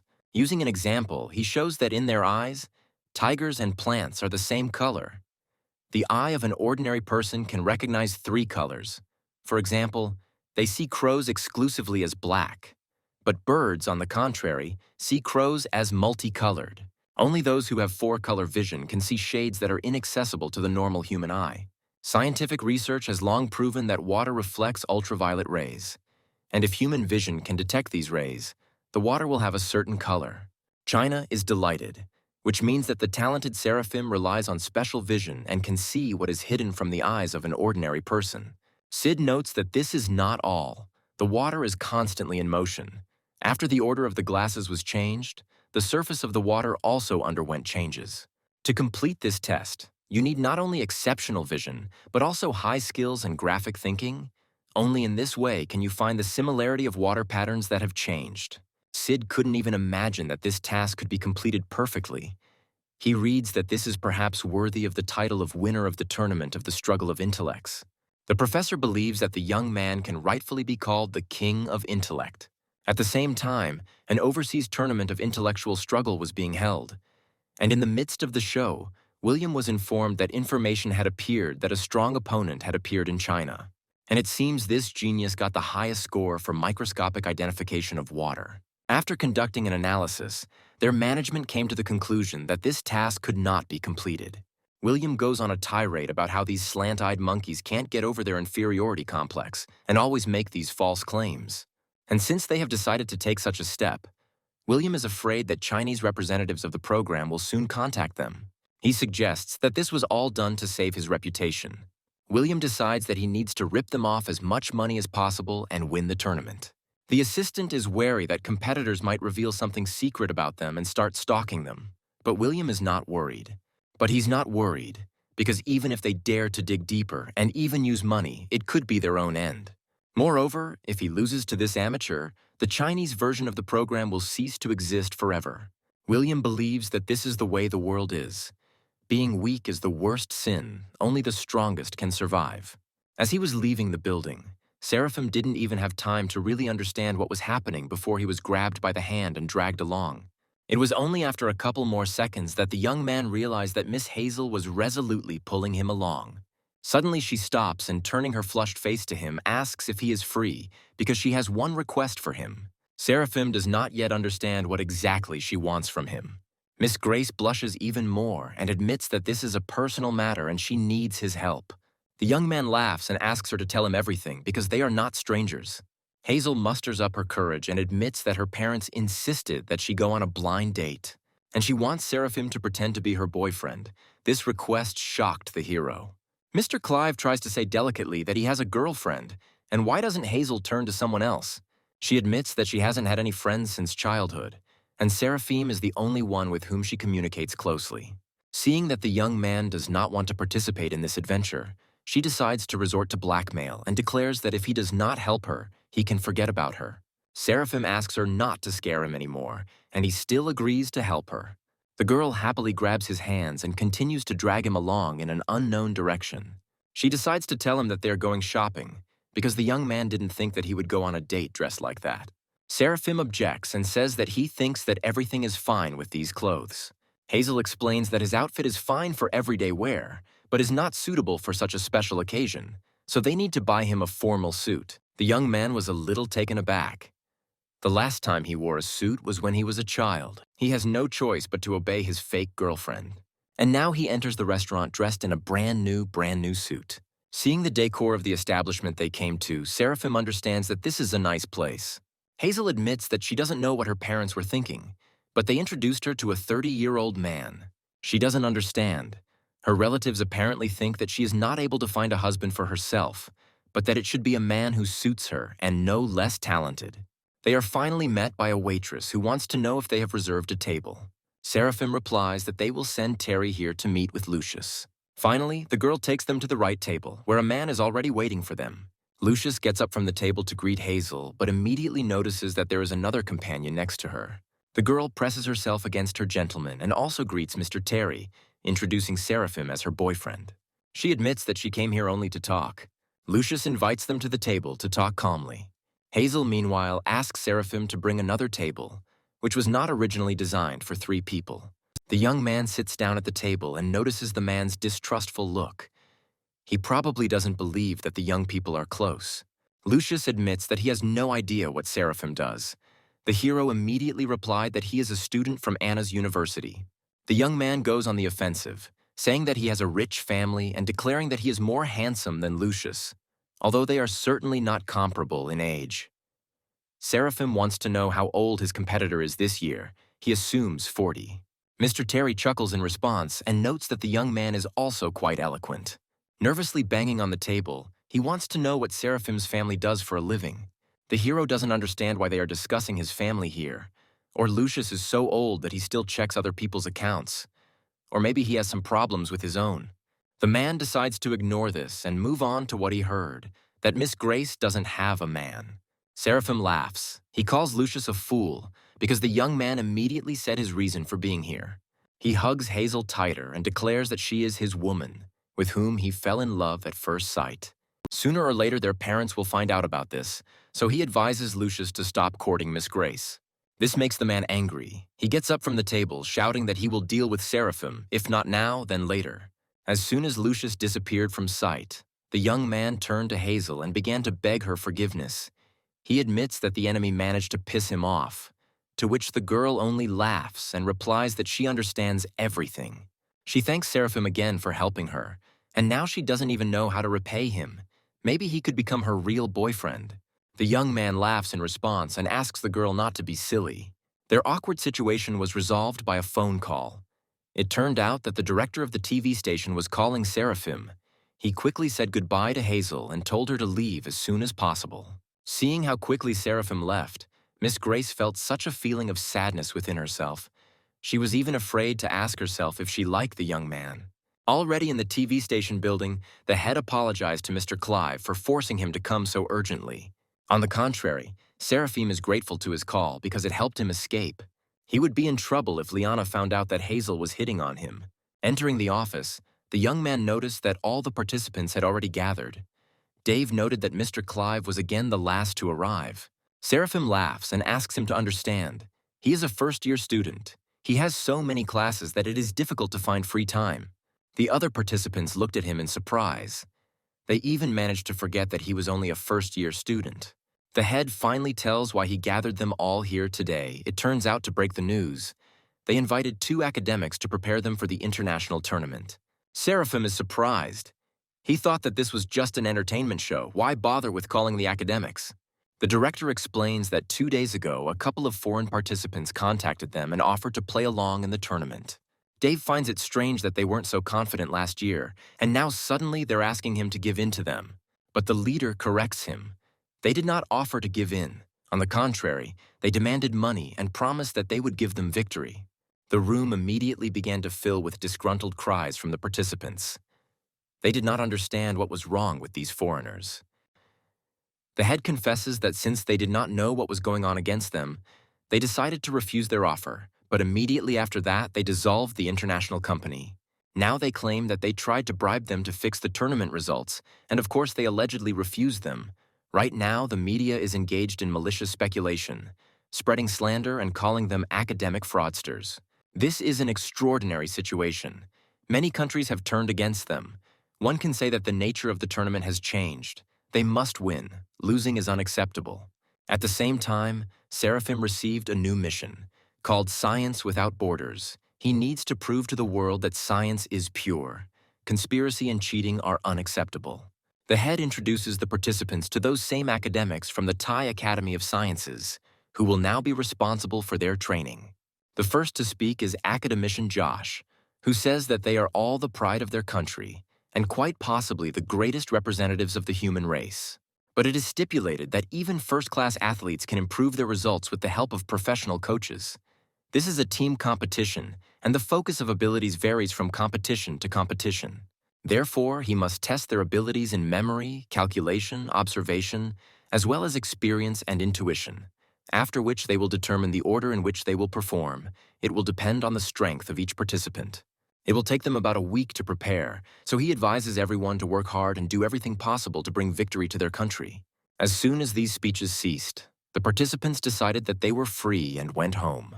The director didn't understand this. Wasn't it said that the preparation would last a week? Why did they all run away on the first day? Josh notes that there is no need to be here all the time, and also wants to say that he does not believe that they finally have an all-round genius. This time, they will definitely win. A week later, standing at the airport, Seraphim said goodbye to Liana. The girl was excited and wanted her boyfriend to give it his all, but her companion reassured her and promised that he would not lose. A warning sounded that boarding for his flight had already begun. Seraphim hurried to take his seat and finally told her to have confidence in him. He was the most powerful genius.